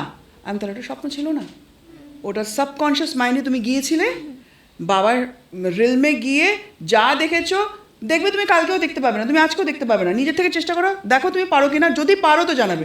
কেউ বলতে পারেনি যে পেরেছে। আচ্ছা আচ্ছা। শুধু তারা পেরেছেন যারা বাবার উপর বিশ্বাস রেখে এসছেন। চ্যাপ্টার এন্ড করার পরও কিছু বাকি থাকে, সেটা স্বপ্ন হোক বা কোড হোক, বাবা ঠিক হেল্প করেন, এবং তারা আবার আমাকে রিভার্ট ব্যাক করে যে আমি এই আনসারটা বাবার থেকে স্বপ্নে পেলাম। আচ্ছা হ্যাঁ, তোমাকে আমি এটা জিজ্ঞেস করতে ভুলে গিয়েছিলাম, মানে উনি আমাকে দিয়ে জিজ্ঞেস করতে ভুলে গিয়েছিল বাবার কাছে, সেটা বাবা ওকে স্বপ্নে দিয়ে দিয়েছে। আচ্ছা ইনফ্যাক্ট রিসেন্টলি একটি মেয়ে, খুব মিষ্টি মেয়ে, ওর পাস্ট লাইফে গিয়ে দেখলাম ও আমার মেয়ে ছিল। আচ্ছা ওর সাথে না আমি অদ্ভুত কানেক্টেড ফিল করতাম যে আরে বাচ্চাটা এরকম। হ্যাঁ, শি ইজ 27 ইয়ার্স ওল্ড, খুব মিষ্টি মেয়ে, কিন্তু ভালোবাসা পাইনি কখনো। আচ্ছা ভালোবাসা পাইনি, মানে না বাবা মা না কারো কাছে। আমি না ভীষণভাবে কানেক্টেড ফিল করছিলাম ওর সাথে, যে ফোন করছি কিরে, আমি তুই তুই করে কথা বলছি, ক্লায়েন্টসের সাথে কেউ তুই করে কথা বলবো, আমি তুইকে বলছি যে কিরে তুই কি মানে ঠিক আছিস তো, হাউ আর ইউ নাও। ওর যখন দৈবিক সেশন করলাম, দেখলাম হারাপ্পান সিভিলাইজেশনের সময় I was her mother, and I use to call her with the name of Kajli মা। এত আগে? ইয়েস, বাপরে। কাজলি নামটা আসলো কোথা থেকে? ও বললো দিদি আমি না কাজলি মাছ আছে না, বলে আমি খেতে খুব ভালোবাসি। আচ্ছা এটা এই জন্মে ও বলছে, আর আমি তো ওটা জানিই না। আমি কিন্তু নাম দেয় যে আমার গুজবাম্পস দিচ্ছে, আমি ওর নাম দেখেছি, আমি ডাকছি ওকে কাজলি। হারাপ্পান সিভিলাইজেশন আমি নিজে আমি জানতাম, আমি যে আমার ওখানে বার্থ হয়েছিল, এবং অনেক কিছু আমি জানতে পেরেছি ওখানকার কি না হ্যানা তেনা। এই যে আমার মেয়ে ছিল এটা জানতাম না, কিন্তু ওর দৈবিক সেশনে আমি জানতে পারলাম আমার মেয়ে ছিল। এখন এখন ওই মেয়েটা আমি জাস্ট সবার সামনে বলছি, আসবে আমার বাড়িতে 2 দিন পরে আমার আলমারি গোছাতে, যে মাই ডাকছে তো আমাকে, বলে তোমার আলমারি দাঁড়াও এদিক ওদিক হয়ে আছে আমি গুছিয়ে দেবো। হ্যাঁ একদম, কাজগুলো ঠিকঠাক করবি। সো মানে এত সুন্দর না পাস্ট লাইফ জিনিসটা, যে মানুষ আমরা জুড়ে যায়, পুরোনো আগের জন্ম পরিচিত কাউকে আমরা পেয়ে যাই। এবং তারাও ফিল করেছে যে তাই জন্য তোমাকে প্রথমে দেখেই আমার স্ট্রাইক করছে, আমি যেন তোমাকে চিনি। ওর মধ্যে একা আমার মধ্যে না, ওর মধ্যেও হচ্ছে জিনিসটা সেম। একদম। তো মানে ওর জন্য একটা বড় পাওনা একটা। আমাদের দুজনের জন্য যে আমি আমার মানে মেয়েকে হারিয়ে ফেলেছিলাম না, আমি কিন্তু ঢুকিয়ে আর ওই অবধি দেখে রেখে দিয়েছি, কারণ ওইটা না কানেক্টেড ছিল না ওর এই লাইফের সাথে, মানে ওর যে প্রবলেম তার সাথে কানেক্টেড ছিল না। আচ্ছা, আচ্ছা। কিন্তু দেবী মা ফট করে যখন ওর মানে ক্লোজ করতে যাচ্ছি দৈবিক সেশন, তখন আমাকে বললো যে you were her mother. And তখন আমি বললাম আরে তোমার মা ছিলাম আমি, আমাকে দেবী মা বলছে, বললো যে এটা হয়তো বেরোলাম, তারপরে আমাকে মেসেজ করেছে যে আমার নাম কি ছিল, দেখলাম ভিতর থেকে আওয়াজ আসছে কাজলি। কাজলি মানে কাজল বোধ হয়, মোস্ট প্রবাবলি। আচ্ছা, আচ্ছা। কাজলি ওই বলে ওই ওই civilizationের একটা নাম। সিভিলাইজেশনে কাজলি ডাকতাম, কাজলি। আমি কিন্তু এখনও কাজলি ডাকি ওকে। ও বলেছে তুমি আমার কাজলি ডাকবে, আমি কাজলি ডাকি, কিন্তু এখনকার দিনে এই নাম তুমি পাবে না। একদম। আমাদের মধ্যে কাজলি নাম তুমি কোথাও পাবে না, তুমি হয়তো রাজস্থানে পেতে পারবো কোথাও, কিন্তু দেখো সিন্ধু সভ্যতা কোন দিকে ছিল, ওখানে এই নামগুলো ওই সময় ইউজ করা হতো। তুমি বুঝতে পারছো জিনিসগুলো কি অদ্ভুত। আর সোল টু সোল কানেকশন, আমি সবসময় বলি আমার কাজ সোলকে সোলের সাথে কানেক্টেড করা, মানুষকে বাবার সাথে কানেক্টেড করা। আমি হচ্ছে পিয়ন, আমি হচ্ছে পিয়নের কাজ করছি, যে বাবার কাছে নিয়ে বলছি নিয়ে চলে এসেছি, বাকিটা ইয়র ওয়ার্ক। আমার কাজ হচ্ছে নিয়ে যাওয়া, কিন্তু সেখানে করতে গিয়েও কত কিছু আমি পেয়ে যাচ্ছি অদ্ভুতভাবে। আচ্ছা, এই যে দৈবিক সেশন মানে সেটা চলাকালীন মানে কোনো সোল কি মানে স্থূল শরীর ছেড়ে কি সূক্ষ্ম শরীরে প্রবেশ করে? সবাই ওইভাবেই যায়। আচ্ছা, অনেকের অনেকের সময় প্রচণ্ড প্রবলেম হয়ে যায়, ওরে বাপরে মানে বাপ। ফিরতে আবার না কি না, কোনো ওটা কোনো সমস্যা? অসুবিধা হয় না, আচ্ছা। নিয়ে যাওয়াটাই প্রচণ্ড কঠিন। ও আচ্ছা। এই যে ওনার শরীর, আমি যে তোমাকে মন্ত্র দিলাম, কি শিওরিটি যে তুমি রোজ মেনে চলেছো, একদম। এইখানেই ভুলটা হয় কিন্তু। কারণ তুমি চলে আসলে 15 দিন পরে বা 1 মাস পরে কি 10 দিন পরে কি 2 দিন পরে যে আমার হয়ে গেছে, আমি কিন্তু মানা করি যে এত তাড়াতাড়ি না, তোমার একটু স্পিডে হলো কি না, না আমার সময় নেই, এই কাজ ওই কাজ, অনেকেই বলতেই পারে। তো তখন আমি ইউনিভার্সকে বলি যে আমি কিন্তু রিস্ক নিচ্ছি, it's all up to you. সেই কারণে তারা অনেক কিছু, আমি বলবো যে এখানে কিন্তু আমার কোনো দোষ নেই, তাড়াহুড়োটা কখনো করতে নেই। যে সময়টা দেওয়া হয় ওই সময় অবধি ওয়েট করতে হয়, ভিতর থেকে আওয়াজটা না আসা অবধি আসা উচিত না, তাহলে দোষ পুরো আমাদের দিকে দিয়ে দেয়। তো কিন্তু এখানে দোষী তুমি বলো কে, একদম তুমি বলো এবার, মানে পুরো সবার সামনে আমি কথা রাখলাম যে আপনারাই বলুন দোষীটা কে তাহলে। কারণ আমি একবারও বলছি না যে কালকেই আমি তোমার সেশনটা নেব। দেখো, everything is money energy plus energy মানে এক্সচেঞ্জ। যে প্রসিডিউরটা আপনি দিচ্ছেন সেটা মানে একদম পারফেক্টলি ফলো করতে হবে। করতে হবে, কারণ আমার কাছে টাকাটা আমি পেলাম, কিন্তু কাজটা যদি তুমি না পাও তাহলে আমার লাভটা কি হলো? সেখানে আমি যখন বলছি ওয়েট করে এসো, আর তুমি ওয়েট করছো না, তা তুমি যদি না দেখতে পাও ঠিকঠাক, তাহলে দোষ টাকার। এটা আমি ছুড়ে দিলাম, হ্যাঁ আমি ছুড়ে দিচ্ছি কোয়েশ্চেনটা আপনাদের সবার কাছে, এবার আপনারাই আনসার দেবেন যে আমার দোষ না যারা মানছে না কথা তাদের দোষ। আচ্ছা, এই মানে দৈবিক সেশনের মাধ্যমে মানে বর্তমান জীবনের কোনো সমস্যা মানে সেটা কিভাবে মানে সেটার থেকে মানে বেরিয়ে আসা সম্ভব? মানে আপনার এমন কিন্তু ঘটনা আছে কি যে বর্তমান জীবনে খুব মানে ক্রিটিক্যাল সমস্যায় ছিল, কিন্তু দৈবিক সেশনের মাধ্যমে সেই সমস্যা থেকে সে বেরিয়ে আসতে পেরেছে? অনেক কটা এরকম হয়েছে, মানে দেখা গিয়েছে ফিনান্সিয়াল এত স্ট্রেস ক্রাঞ্চ, বেরোতেই পারছে না, যেখানে যাচ্ছে সেখানে দরজা বন্ধ দেখছে। আচ্ছা, তো সেখান থেকে বাবার কৃপায় ওই পিছনে চলে যাওয়া হয়, কাকে ঠকিয়েছি বা কি করেছি, হ্যাঁ কার মনে দুঃখ দিয়েছি। এমনও এসছে যে আস্তা বলের একটা ছেলেকে পিটিয়ে তাকে বাড়ির কাজ করাতাম, এরকম একজন ক্লায়েন্টের এসছে। সে এই জন্মে হ্যাঁ প্রচণ্ড কষ্ট করছে এবং শাশুড়ির কাছে লাঞ্ছিত হচ্ছে, বরের কাছে লাঞ্ছিত হচ্ছে সব। এইবার যখন তাকে তার পাস্ট লাইফে নিয়ে যাওয়া হলো না, সে ছিল একজন ফোর্টের মালিক, মানে জমিনদার। এবার সে যাদের যাদের পিটিয়েছে, যাদের উপর অত্যাচার করেছে, গ্রামের উপর অত্যাচার করেছে, তারা এখন সব ওর ইনলজ হয়েছে। আচ্ছা, মানে ওর সারাউন্ডিং সব একদম ওরাই। এবং যেটা দেখছি পঞ্চায়েতে বসে উনি উল্টোপাল্টা দিচ্ছেন, রায় দিচ্ছেন, আর অন্যরা পিটানি খাচ্ছে, আজকে তারাই কিন্তু ইনডিরেক্ট লোকে পেটাচ্ছে, ঠিক আছে। আর একটি মেয়ে, তার সাথে তার ইললিগাল রিলেশনশিপ ছিল, তার বউ কখনোই তাকে ঠিক করতে পারেনি, সেই কারণে এই জন্মে ওটা ব্যালেন্স করতে তার সেই জন্মের বউ এই জন্মে বর হয়ে এসছে, এবং তাকে দিচ্ছে মনের দুঃখ নাও। এবার বোঝো, জৈসি করনি বৈসি ভরনি বলে না, যেমন কর্ম তেমনই ফল, ফলটা নাও এবার। এখন কেন সহ্য করতে পারছো না? তো ওর যে রাগটা ছিল, রাগটা পুরো ইউটার্ন হয়ে কান্নাতে চলে গেল, দিয়ে বললো আমি এরকম বাজে কাজ করেছি ইমিডিয়েট। আর সবাই কিন্তু ভেঙে পড়ে যে কান্না কাঁদে, তো অনেকে কিন্তু এমন কাঁদে বলে আস্তে, তোমার বাবা মা বাইরে বসে আছে, ভাববে আমি পেটাচ্ছি তোমাকে, আস্তে আস্তে একদম মারাত্মক লেভেলের হয়। এবং তুমি সেই সোলদের সামনে ক্ষমা চাইছো, ভিতর থেকে কান্নাটা আসবেই, কেন আমি এই ধরনের নিম্ন কাজ করে এসেছি, আজকে আমার সাথে তো হবেই, ওকে ক্ষতি করছি, একে ক্ষতি করছি, টাকা মেরে দিচ্ছি, তাই জন্য আমার ফিনান্সিয়াল ক্রাঞ্চ। সবার আবার ফিনান্সিয়াল ক্রাঞ্চ কিন্তু ওখান থেকে আসে না। অনেকে এখন নামটা নিলাম না, অনেক ধরনের ক্রিয়াকর্ম করিয়ে মানুষকে ডাউন মারছে, ঠিক আছে। অথচ এই ক্রিয়াকর্মেরও কিন্তু একটা আছে যে এমনি এমনি তুমি আমার শত্রু হওনি, আমি নিশ্চয়ই তোমার সাথে কিছু না কিছু করেছি। বা অনেক সময় হয় এই জন্মেই কর্মাটা ক্রিয়েট হলো, আগের জন্মে কিছু হয়নি, এই জন্মে ক্রিয়েট হলো, এই জন্মেই ওটাকে শেষ করতে হলে তখন কি হয়, যার আমি পাস্ট লাইফ করাচ্ছি তার সাথে যাদের যাদের হয় না বনিবনা, তাদের হায়ার সেলফে ডাকতে হয়। এবং হায়ার সেলফকে ডাকার আগে ইনভোক ভালোভাবে করে নিতে হয় যে আমি ডাকবো বাবার সামনে, আপনারা প্লিজ আসবেন, জীবিত কিন্তু হায়ার সেলফ মাস্টার সোল যে তাকে ডাকা, কারেক্ট, তাদেরকে ইনভোক করা হয় এবং তারা আসেনও, আসবেনও, যদি ওই নাদ মানে নাভি থেকে আওয়াজটা যেতে হয়। বলে না যে গলা দিয়ে আমরা গান গাই না, নাভি থেকে যতক্ষণ না গান গাইবে ততক্ষণ এফেক্টিভ হবে না। ওই যে আগেকার যুগে যে হতো না যে বৃষ্টি নামিয়ে দিচ্ছে, নাভি থেকে আওয়াজটা বেরোতো, সেটা গিয়ে কানেক্টেড হতো ডিভাইনের সাথে, সেখান থেকে ডিভাইন তার কথা শুনতো। এখন তো আমি জানি না, বাট শুনেছি, আমরা সবাই শুনেছি এই ঘটনাগুলো, আগে যেগুলো হতো আর কি। আর রিসেন্টলি আমি বুঝতে পেরেছি, যে আগেকার দিনে মানুষদের আমরা ভাবি না যে গ্রামের লোক, ভাবতেই পারি, আমি একসময় আমিও ভাবতাম যখন ছোট ছিলাম, ঠিক আছে, দে ওয়ার এক্সট্রিমলি স্পিরিচুয়াল, তাই জন্য একজন এক একটা সায়েন্টিস্ট হয়ে ঘুরে বেড়াতো, মানে নিজের মনে মনে। দেখবে মন্দির যেটা ফর্ম করিয়ে মানে তৈরি করেছেন, আমরা বেরিয়ে করতে পারছি না যে কিভাবে করলো এভাবে। একদম ওয়াল মানে পিলার্সগুলো সব মাটির সাথে লেগে আছে, একটা শুধু ভাসছে একটুখানি। কি করে হচ্ছে এটা? সেই পিলারকে নাড়াতে গেলে পুরো মন্দির ভেঙে পড়বে। হ্যাঁ, খাজানা কোথায় রাখা আছে মন্ত্র ছাড়া দরজা খুলবে না। এগুলো কি যারা ইলিটারেট, বিজ্ঞান কোনো ব্যাখ্যা আজ পর্যন্ত এইগুলো দিতে পারেনি। সায়েন্স কি দিতে পেরেছে? এগুলো কি বলবো আমরা যে তারা ইলিটারেট?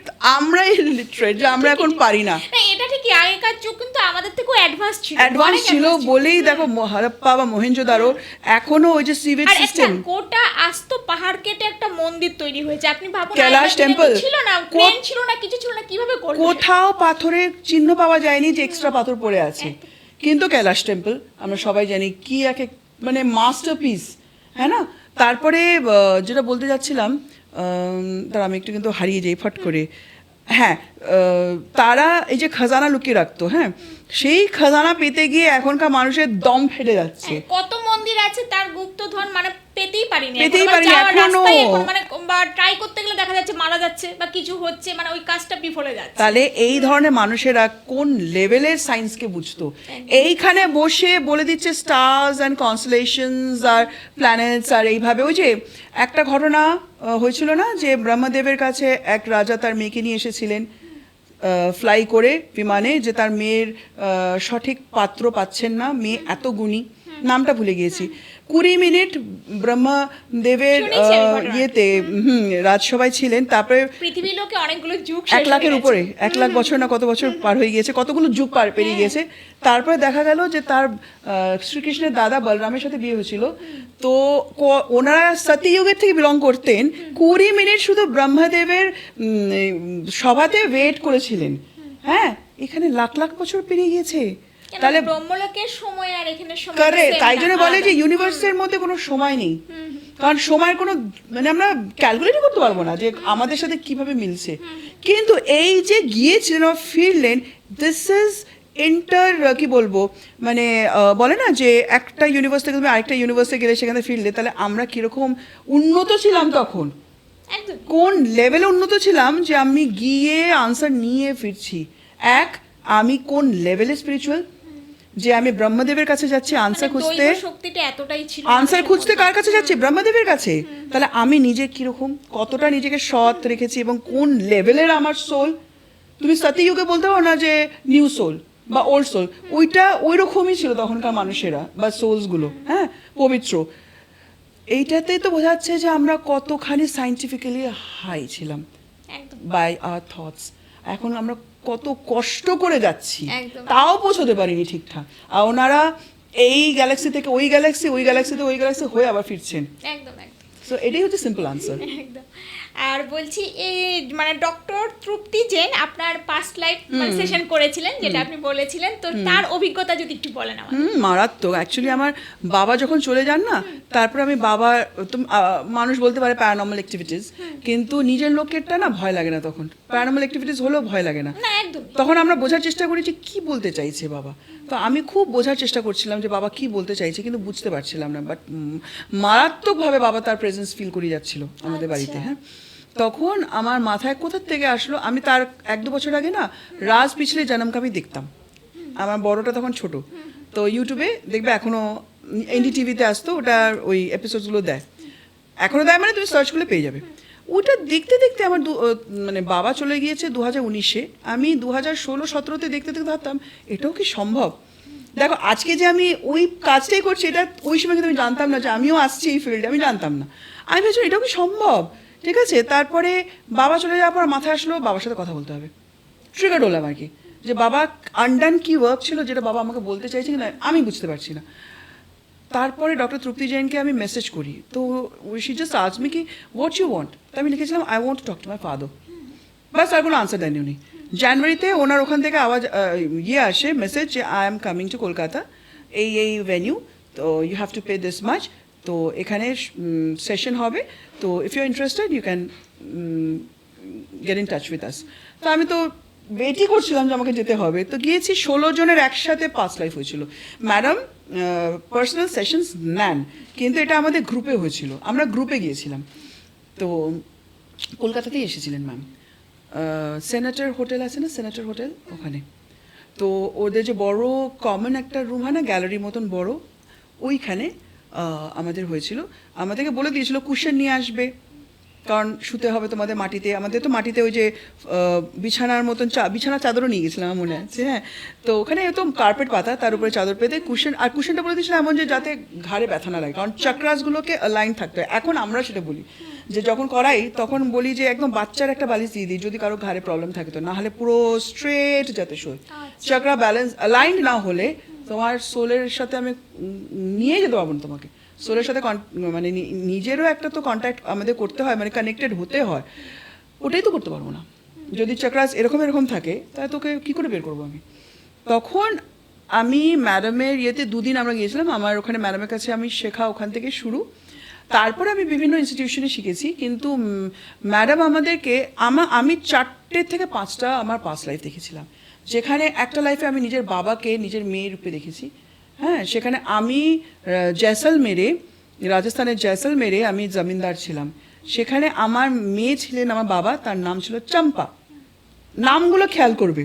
হ্যাঁ, আমার এই জন্মের বড় ছেলে সে ছিল আমার মেয়ে চম্পার ছেলে, মানে আমার গ্র্যান্ডসন, চেহারা সেম। আমার আপন দাদা এই জন্মে সে ছিলেন চম্পার হাজবেন্ড। আর আমার যে স্কুল ফ্রেন্ড আছে একজন, সে ছিল আমার দোস্ত, মানে আমি ছেলে ছিলাম, সে ছিল আমার দোস্ত, হু ওয়াজ আ কিং।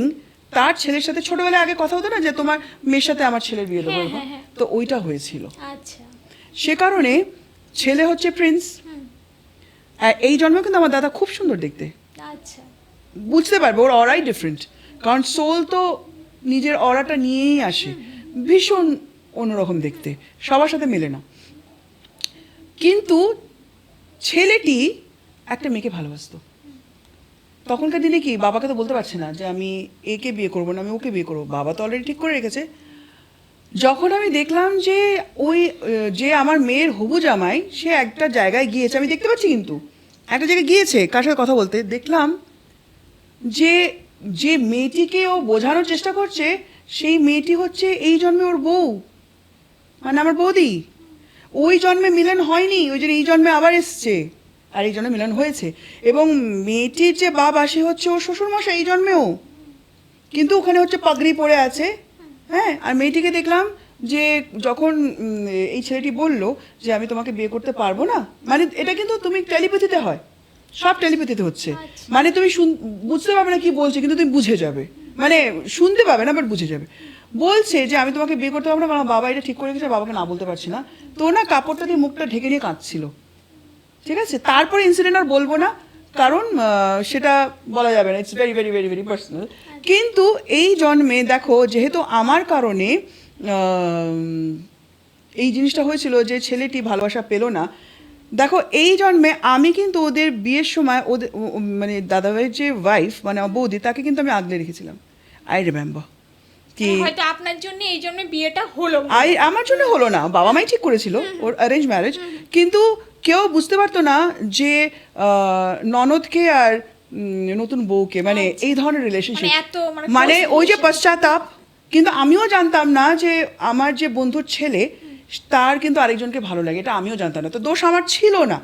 কিন্তু তারপরেও দেখো আমরা, আমার দাদা হয়ে এসছে, ও ছোটবেলা থেকে পড়াশোনার টাস মার, ছোটবেলা থেকেই মানে পুরো গাইডেন্সে গাইডেন্সে গাইডেন্সে। আর মেইন যখন সময় হলো আমার ওকে দেওয়ার, তখন এইভাবে ফেরত দিয়েছি যাতে ওদের বন্ডিংটা হয়।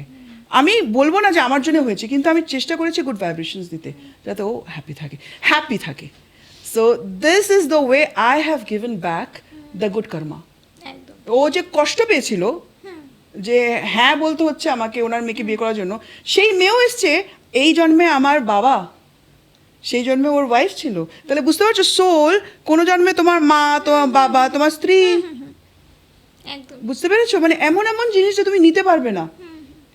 এই জন্মে শুনেছি মানে বিভিন্ন ধর্মগ্রন্থ সেটা লেখা থাকে, মানে যে সারাউন্ডিং যে আর রয়েছে তারা কিছু না কিছু কানেকশনে আগের জন্মের সঙ্গে এই জন্মের মানে লিংক রয়েছে। এইবার শোনো, এই জন্মে যখন বাবা মানে এক এক জন্মে এক একটা রিলেশনে আসে, এই জন্য যখন বাবা একদম এন্ডিং টাইম, তখন কিন্তু দাদাভাই তাকে সামলেছিল এবং বাবার জন্য পুরো ব্যবস্থা কিভাবে কি, তার মানে কি আগের জন্মে যে ওয়াইফ ছিল ভালো বাঁচতাম না বাঁচতাম কিন্তু দায়িত্ব করেছি। তো এইটা আমি দেখতে পেয়েছি কি করে, আমি যখন জিজ্ঞেস করায়, যখন ম্যাডাম যখন জিজ্ঞেস করায় সোলসদের জিজ্ঞেস করো, তখন when I asked him কি he said কি I have done my responsibility. দাদাভাই কিন্তু বেঁচে আছে, কিন্তু ওই যে মাস্টার সোলকে ডাকা হয়েছে, তো master soul I have done my responsibility. I am happy that I have done my responsibility. তুই বুঝতে পারছো যে কি অদ্ভুত, এটা আমার লাইফের কথা বলছি, আমি আমার পাস্ট লাইফের কথা বলছি। আরেকটা লাইফে আমি দেখেছি, আমি ফ্রেঞ্চ রেভলিউশনে, ওখানে আমি সোলজার, মানে head of all the soldiers, ঠিক আছে। তো ওইটা আছে হোলিরুড প্যালেস ইন ফ্রান্স, হ্যাঁ এডিনবার্গ না এডিনবার্গ, উচ্চারণটা ভুল হতে পারে আমার, ইডেন বা এডিনবার্গই হবে, এডিনবার্গে হোলিরুড প্যালেস আছে। ওইখানে আমি থাকতাম ওই প্যালেসেই, এবং আমার এই লাইফে যিনি হাজব্যান্ড, সে ওই লাইফে আমার স্ত্রী ছিল। আচ্ছা, আর এই যে ছোট্টটা না, এই যে রায়মান, এ আমার ছেলে ছিল। আচ্ছা, মানে এই লাইফেও ছিল। He came with the same face. ও বাঙালি লাগে না দেখতে, ইউরোপিয়ান লাগে। আমি দেখেছি শুধু কোকড়া কোকড়া চুল ওর তখন ছিল, এখন স্ট্রেট হেয়ার। আর ও যে গ্যালিস দেওয়া শার্টগুলো পরে বেরিয়ে আসলো, ছোট্ট, সেম চেহারা, ঠিক আছে। আমার ওয়াইফকে দেখছি আমি, আরে এ তো এই জন্মের হাজবেন্ড আমার, চোখ সেম, চেহারা নিয়ে কি মানুষ প্রতি জন্মে জন্মায়? চোখ সেম। আচ্ছা, এই জন্মেও আমার হাজবেন্ড কিন্তু ভীষণ হ্যান্ডসাম, ওই জন্মে আমার as a wife she was very pretty. আমি সেটাই ভাবছিলাম, মানে সেশনের সময় যখন পাস্ট লাইফে নিয়ে যাওয়া হয়, চেহারা সেম না থাকলে চিনব কি? অ্যাট্রিবিউটস মেলে। আচ্ছা, আমার মধ্যে একটু ম্যানলিনেস আছে, কারণ আমি ম্যাক্সিমাম বার্থ ছেলের বার্থ নিয়েছি, আচ্ছা, খুব কম বার্থ আমি মেয়েদের বার্থ নিয়েছি, এটা আমি জানি। কিন্তু এই যে ছেলে ভাবটা, এটা কিন্তু বার্থের থেকেই আসে, অ্যাকোয়ার করি আমরা, সঞ্চিত কর্মা, প্রারব্ধ কর্মা, এরকম অনেক কিছু আছে। তো এইগুলো আমরা নিচ্ছি ওখান থেকে, নিচ্ছি। আমার ভুরু মেলে, ওই ফ্রেঞ্চ রেভলিউশনে আমার এই যে ভুরুর কাটিং, এটা মেলে তখনকার থেকে, আমার এই চোয়ালে এই জায়গাটা মেলে। এবং I have seen my self কি 6 feet 2 inches না 3 inches, কি সুন্দর আমি হর্স রাইড করছি, আমি জীবনে ঘোড়ায় চড়িনি, ঠিক আছে। এবং আমি ফাউন্টেন দেখতে পাচ্ছি, আমি সেই ছবি অবধি ডক্টর তুপিজনকে দিয়ে দিয়েছিলাম যে I have seen this place, এই জায়গাটা আমি দেখেছি। পুরো 1772 ইয়ার চলে আসলো, হোলিরুড প্যালেস নাম চলে আসলো, এর আমার তুমি বলছো আমার গায়ে কাটা দিয়ে যাচ্ছে, ইটস মাই বার্থ। আর আমার নামে না the story of a soldier বই নাকি বেরিয়েছিল, যেখানে আমার নাম ভিক্টর ছিল, ইট ওয়াজ মাই নেম। তো আই হ্যাভ সিন কি ফায়ার বলছি, আর সব ঢপ ঢপ ঢপ ঢপ ক্যাননসগুলো পর চালাচ্ছে। আমার মৃত্যু কীভাবে হয়েছিল, এই জন্মে, ওই যে ফোবিয়া, তুমি বলেছো না ফোবিয়া, আবার আসছি। আমার কিন্তু ওই একটা ফোবিয়া আছে যে আমাকে যদি আমার বাচ্চাও জড়িয়ে ধরে না খুব টাইট করে, আমার কিন্তু মনে হয় হাত পা এর মধ্যে ছাড় তাড়াতাড়ি। সেই জন্য আমার মৃত্যু হয়েছিল, আমাকে চেন দিয়ে বেঁধে রাখা হয়েছিল, মানে শত্রুপক্ষ আমাকে, ওই যে আটকে থাকা, মনে হচ্ছে দম ঘুরে গেলাম, ওখানে আমি শেষ হয়ে গেলাম। এইখান থেকে কিন্তু এখনও আমাকে নিজেকে কষ্ট করে বেরোতে হচ্ছে, নাহলে মানে আমিও পারতাম না। এই যে দেখালেন ম্যাডাম, সেখান থেকে বুঝলাম যে এই ফোবিয়াটা আমার কোথা থেকে এসেছে, বুঝতে পারছি এবার। মানে জিনিসটা জেনে গেলে তখন হয়তো ভয়টা অতটা থাকে না, ইজি হয়ে যায়, কিন্তু ইজিও অত স্পিডে হয় না, ইট টেকস টাইম, তোমাকে ওটার জন্য ওয়ার্কআউট করতে হবে। তুমি পাতলা হতে গেলে কি করতে হয়, আমাদের পাতলা হতে গেলে জিম বা যোগা বা কিছু, তো আমরা ওয়ার্কআউট করছি, তারপরে এই রেজাল্টটা পাচ্ছি। তো এখানেও আমরা যে ধরনের, আবার coming to the same topic, যেখানে আমরা যেভাবে যা দেবো ওটা মেনটেন করতে হয়, একদম, না হলে তো আমাদের দোষ না। আচ্ছা ম্যাডাম, আপনি বলেছিলেন বিভিন্ন সোল আপনার সঙ্গে কানেক্ট করে, তো সেটা কিভাবে কানেক্ট করে বা কেনই বা তারা কানেক্ট করে? আচ্ছা, কেনই বা তারা কানেক্ট করে, ওটা তারা জানে, ঠিক আছে। বাট আমি যেটুকু বুঝেছি যে সোলসরা, দেখো সব সোলসরাই কিন্তু ভীষণ অনেস্ট হয়, দে নেভার লাই। সোল ওয়ার্ল্ডে কেউ মিথ্যে কথা বলে না। তুমি যদি বলো যে তুমি আমার ওয়াট লাগিয়ে দিয়েছো কেন, বললো আমাকে তো ও বলেছে তোর ওয়াট লাগাতে, কারণ ও ব্ল্যাক ম্যাজিক করাতে আমাকে ডেকেছে এবং আমাকে বলেছে তোর ওয়াট লাগাতে, আমি লাগিয়ে দিয়েছি। বাট একটা আছে এখানে, ফট করে কোনো সোল কারোর ক্ষতি করতে পারে না, কোনো না কোনো জন্মে তুমি তার সাথে কিছু একটা করে রেখেছো, সেই কানেকশনটা ট্রিগার করে তারপর আনা হয়, এইটা আমি বুঝতে পেরেছি। কারণ যখনই কেউ আসে না আর ক্লায়েন্টের সাথে দেখি কানেকশন বেরিয়ে আসে, যে ও এটা করেছিল ওই জন্য ও এখন সামহাও এইভাবে কানেক্টেড হয়ে গেছে। দিস ইজ ইউনিভার্সাল প্ল্যান, যে এখান থেকে এইভাবে হবে, তারপরে তুমি এভাবে রোজ। Universe is, I am not saying he is villain, he is the master of all, যে তোমাকে দিয়ে দিচ্ছে যে শেখো, কোয়েশ্চেন পেপারটা দিয়ে দিচ্ছে, আনসার উনি বলবেন না, শেখো, কী লিখছো আমি দেখবো, মার্কস আমি দেবো, তুমি করো, ঠিক আছে। তো এরকমও সোলসরা যখন, এরকমও হয়েছে বলছি, অ্যাস্ট্রোটকে আগে আমি ছিলাম, এখন কাজের চাপে অ্যাস্ট্রোটকে আমি নেই। একজন ক্লায়েন্ট রাত্রিবেলা আমি জাস্ট তার ট্যারো কার্ডস দেখছি ওভার দ্য ফোন, মেয়েটি যে ছেলেটিকে ভালোবেসেছে স্কুল টাইম বাডিজ, সেই ছেলেটি এখন এত চুপচাপ হয়ে গেছে কেন? তো আমি বললাম তুমি আমাকে একটু বলো, তোমার ব্যাপারে একটু বলো, নাহলে আমি কার্ডসের থ্রু দিয়ে যেতে পারছি না, ভাইব্রেশন নিতে হয়। তখন দেখলাম যে ছেলেটি এগোতে চাইছে না, কারণ তার যে এক্স গার্লফ্রেন্ড সে মারা গিয়েছে এবং ওই শখটাও ভোলাতে পারছে না। তুমি বিশ্বাস করবেই না এটা আমি জানি, কিন্তু যখনই কথাটা বলেছে না, আমি দেখতে পাচ্ছি এটা ব্লান্ট কাট হেয়ারে একটি মেয়ে বলছে কি আমি ওকে আটকে রেখেছি।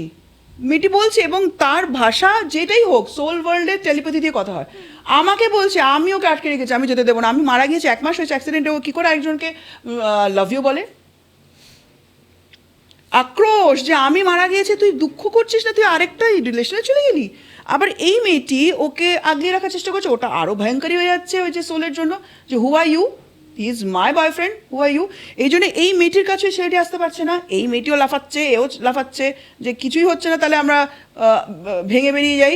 ও তো ওটাই চাইছে, কারণ আমি 1 মাসও হয়নি জানি, তোমরা বা তো আমাকে বলেছে যে আমি ওদের মধ্যে ক্রিয়েট করে রেখেছি, আমি চাইছি না। এবং এই যে মেয়েটি ওর গার্লফ্রেন্ড, রিসেন্ট গার্লফ্রেন্ড, ও বলছে ও না খুব ভয় পায়, ছেলেটি খুব ভয় পেয়ে গুটিয়ে যাচ্ছে বারবার। বললাম ভয় তো ওই মেয়েটি দেখাচ্ছে, ও বলছে আমি দেখাচ্ছি ভয়, এটা বলেও যাচ্ছে। তখন আমি ওনাকে বোঝালাম যে ক্ষমা, আপনি একটু ক্ষমা চান, আপনি তো অনেক কিছু জানতেন না, ওই মেয়েটি সবে গিয়েছে, তার তো একটা টান থাকবে, ওই স্পেসটা দিন, যে আপনারা দুজনে মিলেই মেয়েটির কাছে ক্ষমা চান, বলুন যে তোমার তো অ্যাক্সিডেন্টাল মৃত্যু হয়েছে, আমরা তো জানতাম না, দেখো এই মেয়েটিকে ভালো লেগেছে তোমারও, তুমিও দেখো জাজ করে মেয়েটি আমার জন্যই ভালো, কিন্তু তোমার তো লাইফটা অ্যাক্সিডেন্টালি এন্ড হয়ে গেছে, কিন্তু আমার তো লাইফটা আছে, তো তোমাকে এটুকু আর স্পিরিটসরা ইমোশনসে শুধু চলে, ব্রেন নেই, কারণ তাদের বডি নেই, ব্রেন নেই, শুধু ইমোশনস। ওই যে মৃত্যুর সময় যদি তুমি ভাবো তোকে ছাড়বো না, ইমোশন, ওটা নিয়েই তুমি ফিরবে। তো তখন আমি কি করলাম, ওই মেয়েটির আত্মাকে আমি ডাকলাম যে তুমি এইদিকে এসো, আমার বাড়িতে এসো, ওকে জ্বালিও না, তুমি আমার কাছে এসো। এবং এই মেয়েটিও রাত্রিবেলা একা থাকতে পারছে না, ছেলেটিও থাকতে পারছে না, মানে কনস্ট্যান্ট দুজনকে জ্বালিয়ে যাচ্ছে। যখন ডাকলাম আমি দেখতে পেলাম আমার ঠিক চেয়ারে এখানে বসে আছি ডাইনিং টেবিলে, ঠিক আমার রান্নাঘরের সামনে মেয়েটি চলে আসলো। আমি এই মেয়েটিকে যখন ডিসক্রাইব করছি ওকে এরকম দেখতে, এরকম, বলে হ্যাঁ, how do you know that, I didn't send you a picture. I said, I can see her, she's here standing. তো ইটস ওকে, ডোন্ট, ও ভয় পেয়ে গিয়েছিলাম না, ভয় পাবার কিছু হয়নি। তখন আমার কাজ কি, মেয়েটি চলে এসেছে মানে মোক্ষ, এছাড়া ওরা কিচ্ছু বোঝে না, ওদেরকে মুক্তি দাও। তখন আমি বাবাকে ইনভোক করলাম কি বাবা, ইউ আর কর্তা ধর্তা ইন এভরিথিং, এই মেয়েটি চলে এসছে, এই বাচ্চাটাকে পথ দেখো, বাচ্চার লাইফ ছিল কিন্তু অকাল মৃত্যুতে সে আটকে গিয়েছে, পৃথিবীর কোনো জোনে আটকে গিয়েছে, কোনো একটা স্তরে। তো ইট ইজ তো অনেক সময় মুক্তি হয়, তার লাইফ তো ছিল, কিন্তু রোড সাইড অ্যাক্সিডেন্ট হয়ে গেছে কি করে। তো বাবাকে বললাম বাবা প্লিজ গিভ হার মোক্ষা, কিন্তু ইন ইয়োর ওন ম্যানার, আমি কোনো ইম্পোজ করবো না কি এইভাবেই দাও, কারণ ভগবান কি বলে, তোমার কি লাগবে সেটা বলো, কিভাবে করবে এটা তোমার বলার দরকার নেই, ঠিক আছে। তো আমি দেখলাম, বুঝতে পারলাম যে একটা ব্লু অরা আসলেন, ব্লু অরা আসলেন, এসে মেয়েটির মাথায় হাত রাখলেন, মেয়েটির পুরো বডি যেটা ব্ল্যাক ছিল সেটা গোল্ডেনিশ হয়ে গেল। হ্যাঁ, এটা তো অ্যাস্ট্রোলকের কথা বলছি, সিম্পল একটা ইনসিডেন্ট বলছি। দিয়ে চলে যখন যাচ্ছে সে আমার দিকে একটা মুচকি হেসে গিয়েছে, তার মানে কি সে ডেফিনেটলি, বাবা যদি মাথার উপরে হাত রাখেন তা তো আমার পুরো ওখানেই জীবন ধন্য, হ্যাঁ না। তো মৃত্যুর পরেও ও শান্তি পেয়ে গেল, তাতে কি হলো, ও এদেরকে ব্লেস করে চলে গেল, কারণ ও মুক্তি পেয়ে গেল। আর কোনোদিনও মেয়েটা আমাকে ফোন করেনি, কারণ ওদের মধ্যে মিল হয়ে গিয়েছে, and they are leading their life. একদম সিম্পল সত্যি ঘটনা বললাম, কিন্তু খুব বিউটিফুল, সত্যি সোল টু সোল কানেকশন। কারণ ওনাকে দেখো, কোথাও আমি একটা টিপস দিচ্ছি সবার জন্য, কোথাও কখনো গিয়ে যদি ফিল করেন আপনারা কি there is a presence, I can feel some presence, হতেই পারে, তারা কিন্তু ম্যাক্সিমাম টাইমে আপনাদের ভয় দেখানোর জন্য আসে না, তারা মাধ্যম খোঁজে, কেউ আমাদেরকে একটু হেল্প করতে পারে যাতে আমি বেরিয়ে যেতে পারি। একটাই কাজ করবেন, যাকেই মানুন, যে ধর্মের যাকে মানুন, আপনি কোন ধর্মে আমি জানি না, তাকেই বলবেন divine please help this soul to get moksha. এই কাজটা মন থেকে করবেন, আপনাকে তো ডিস্টার্ব করবেই না, বরঞ্চ আশীর্বাদ করে চলে যাবে। কিভাবে হলো সেটা আপনি না বুঝতে পারলে অসুবিধা নেই, কিন্তু মনে ইন্টেনশনটা পিওর রাখবেন, তাহলে ভয় পাবেন না এবং খুশি লাগবে। যখন খুশি মনে হবে না ভিতরে ভিতরে, বুঝবেন যে কাজে দিয়েছে। এটা একটা রিকোয়েস্ট করে রাখলাম যে ভয় পাবেন না, আমাদের দায়িত্ব এটা করা উচিত। আচ্ছা, এবার একটু আসছি আকাশিক রেকর্ড। আকাশিক রেকর্ড বলতে কি বোঝায়? দেখো, আকাশিক রেকর্ড হচ্ছে চিত্রগুপ্তজির যে লাইব্রেরি, যেটাকে মানে যার আন্ডারে, যার সুপারভিশনে কাজ হচ্ছে, তিনি হচ্ছেন লর্ড ব্রহ্মা, তার নিচে কাজগুলো হচ্ছে। তো সেই লাইব্রেরিটাই হচ্ছে আকাশিক লাইব্রেরি, যেখানে আমাদের প্রথম জন্ম থেকে নিয়ে আমরা কটা জন্ম নেব এবং কি কি নামে কোথায় কোথায় এভরি ডিটেলস ওখানে থাকে। আচ্ছা, তো যতগুলো জন্ম আমরা নিয়ে ফেলেছি সেটার তো সমস্ত লেখা আছে, যতগুলো জন্ম আমরা নেব এবং কি হবে না হবে সমস্ত লেখা। তো এই জন্মে ধরো কেউ অনেকের হয় না যে পাস্ট লাইফ, তার জন্য বাবা সাজেস্ট করছেন না ওর আকাশিক করিয়ে দিস। তো আমি আকাশিকে 7টা কোয়েশ্চেন আমাদের নিতে হয়, এটাই আমরা শিখেছি।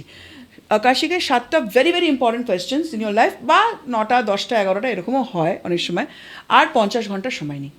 আর রিটেন কনসেন্ট নিই আমরা, যে I am giving you the permission of 50 hours, 50 ঘন্টা, আমি 50 ঘন্টাই নিই, that you will go and check all the answers with remedies and will come back and will give me the answers back. ওখানে remedy পেয়ে যাই। ওখানে না গেলাম, তো আমাদেরকে না ম্যাডাম যেটা শিখিয়েছিলেন, আমাদের ইউনিভার্সে না এক একজন একটা চেম্বার করে দিয়েছে, মানে অ্যাটিউনমেন্টের পরে চেম্বার্স মতন করে দিয়েছিলেন। আমি একটা উডেন চেম্বার দেখি নিজের ইন দ্য ইউনিভার্স, সব প্ল্যানেটসগুলো ঘুরছে, তার মধ্যে আমার চেম্বারটা মেড আপ অফ উড। তো ওখানে বসে মানে যখন আমি লর্ড ব্রহ্মাকে ইনভোক করি, আমি দেখি একটা খাতা খুলে গেল, পুরো একটা খাতা, এবং ওনার নাম, full name, date of birth সব নিয়ে। কারণ ধরো নাম হচ্ছে মোহিনী সাপোজ, কিন্তু এই মোহিনী নামে তো অনেক মোহিনী আছে, কিন্তু ওর নাম, ওর স্থান, ওর year of date of birth, এটা তো এক হবে না, আলাদা হবে। তো সেটাকে নিই আমরা, আর পারমিশন তো থাকেই। তো আমরা বসে তখন আমি যেটা দেখতে পাই, অনেকে অনেক রকমভাবে দেখে, আমি যেটা দেখতে পাই এটা হচ্ছে মেডিটেশনের থ্রু আকাশিক রিডিং। আকাশিক রিডিং কিন্তু ট্যারো কার্ডস দিয়ে করা যায়, কিন্তু মেডিটেশনের থ্রু দিয়ে যেটা হচ্ছে সেটা বলছি। আগে নিজেদের বন্ধন দিয়ে নিই আমরা, মানে আগে মেডিটেশনে বসতে হয়, তারপরে এটা মেডিটেশন তো যে কোনো কাজ করতে গিয়ে তোমাকে মেডিটেশন সেটা তো বসতে হবে। তো আকাশিক রিডিং দুটো ওয়েতে করা যায়, একটা কাজ আফটার দ্য মেডিটেশন, একটা হচ্ছে থ্রু মেডিটেশন অনলি। আচ্ছা, তো আমি কার্ডসেটটা থ্রু ইউনিভার্স শিখে গিয়েছি, আমি কারোর থেকে আলাদাভাবে শিখতে হয়নি। আমি মেডিটেশনটা টিচার থেকে শিখেছিলাম একজন, হ্যাঁ, উনি ডক্টর তৃপ্তি জৈনের স্টুডেন্ট, তার থেকে শিখেছিলাম। তো কুশালী ম্যাম, উনি ওমানে থাকেন, 1 বছর ওয়েট করেছিলাম তার থেকেই শিখবো, 1 বছর পরে উনি শিখেছিলেন, তখন শিখেছিলাম। তো আমি দেখি যে পুরো ডায়েরিটা খুলে গেল, মানে একটা বড়, ওই যে আগেকার দিনে ব্যাংকে দেখবে বড় বড় ডায়েরিজগুলো হয় না, এরকম মোটা, ওরকম খুলে গেল। খুলে পুরো ভিডিও শুরু হয়ে গেল, কি হলো না হলো, নাম, হ্যানা ত্যানা, এভরিথিং, ঘটনা সব আসতে। কারণ ওই যে কোয়েশ্চেন্সগুলো করেছে ওইগুলো মাথায় রাখতে হয়। ওই কোয়েশ্চেনগুলো করা শুরু করলাম, আনসার্সগুলো আসা শুরু করলো, এটা হয়েছিল এত সাল, এই নাম, এই এই এই এই করতে করতে পুরো কম্প্যাক্ট একটা আনসার নিয়ে ফিরলাম। যখন মেডিটেশন থেকে বেরিয়ে সাথে সাথে লিখতে থাকি, আর যখন লিখতে থাকি ওটা অটোমেটিক রাইটিং হয়ে যায়। কীভাবে জানো? পুরো আমি ইউনিভার্সের আওয়াজ পাচ্ছি, আমি লিখে যাচ্ছি লিখে যাচ্ছি লিখে যাচ্ছি লিখে যাচ্ছি। এইটাকে আমি জানতাম না, this is automatic writing. Recently আমার একটা ক্লায়েন্ট বলেছে আমাকে যে তুমি অটোমেটিক রাইটিং করছো, তার মানে তখন গিয়ে স্ট্রাইক করেছে, আরে হ্যাঁ, তো এটা তো অটোমেটিক রাইটিং, বুঝতে পারছো যে অনেক কিছু না বুঝেও আমাদেরকে ইউনিভার্স দিয়ে দেন। তো তারপরে আর কি রিসেন্টলি একজনের আকাশী রিডিংয়ে দেখতে পেলাম এই জন্মে ভদ্রমহিলাটি প্রচণ্ড সাফার করেছে এবং করছেও। গত কয়েকটা জন্ম আগে উনি নিজে আমাদের এই কলকাতার ওয়ান অফ দ্য প্রিন্স ছিলেন, যে পরে গিয়ে রাজা হয়েছিলেন, নাম বলবো না, সবাই চিনে যাবে, কোনো দরকার নেই। চেহারার মিল, আমি ওই মানে যে ছবিটা চলে আসলো সামনে, সেটা আমি নামটাও চলে আসলো, তখন আমি উইকিপিডিয়াতে খুঁজলাম, বেরিয়ে এসছে, হ্যাঁ। তখন মেয়েটার ছবি আমি ক্রপ করলাম, কোনো পাশাপাশি রাখলাম, দিয়ে মেয়েটাকে পাঠিয়েছি। এই দেখো, তুমি নিজেকে চিনতে পারছো? মিলছে একটা, তুমি বলে না যে কি মেলে কি না, মুখের শেপ, ভুরু, নাক, ঠোঁট, মানে অদ্ভুতভাবে মিলছে, চোখের চাউনি তো সেম। তখন আমিও বুঝতে পারছি যে হ্যাঁ, আমি বানাচ্ছি না, এক্স্যাক্টলি যেটা আছে সেটাই হচ্ছে। তারপরে যেগুলো আসলো, যে উনি যা যা করেছিলেন as being a Prince, she is getting back. তো সেখান থেকে কী করে রেহাই পাওয়া যায় সেটার আবার বলা হলো যে রেমেডি। কারণ দেখো, ইউনিভার্সের সামনে কেউ আমরা ছোটো না, কেউ বড়ো না, তো লজ্জা পেতে নেই। কারণ আমরা আমাদের বাবা মার সামনে কীভাবে জন্ম নিচ্ছি, তো ওই জন্য লজ্জা পেতে নেই। ভেবে নাও কি ভগবানের সামনে তো ওরকমই আমরা পুরো ক্রিস্টাল ক্লিয়ার, এসপার ওসপার দেখতে পাচ্ছে। লজ্জা পেয়ে লাভ নেই, যেটা ওনারা দিচ্ছেন সেটা মানো, তবে গিয়ে তুমি ওঠো। এবং ভদ্রমিলার কোশিশ আছে, প্রচণ্ড জেদি। আর ওই যে রাজা ছিলেন না, ওই জেদটা আমি পুরোপুরি দেখতে পাই। তখন আমি মাঝে মধ্যে বলি নমস্তে রাজাজি, বলে এইভাবে বলো না আমাকে, এরকম বলে। বাট আমার খুব ভালো লাগে যে কাদের কাদের সাথে আমার ইন্টারাকশনস হচ্ছে।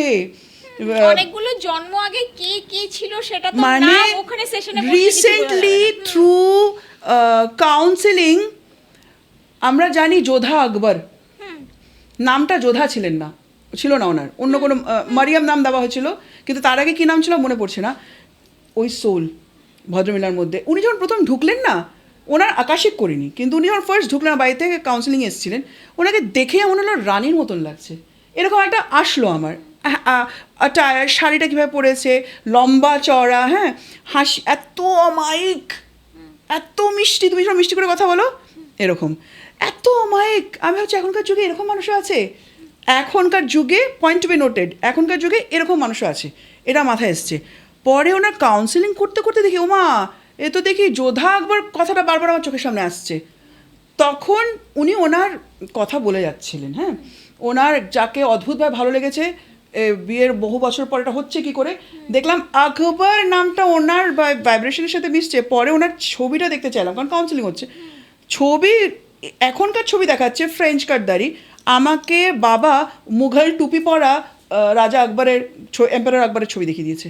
আমার এমন রাগ উঠেছে, কারণ বলার দরকার নেই, অনেক কিছু, অনেকের অনেক কিছু ভালো কাজ করেছেন, খারাপও আছে, তো আমরা খারাপটা জানি না, কিন্তু আমরা যারা হিস্ট্রি ভালো করে পড়েছি তারা জানি।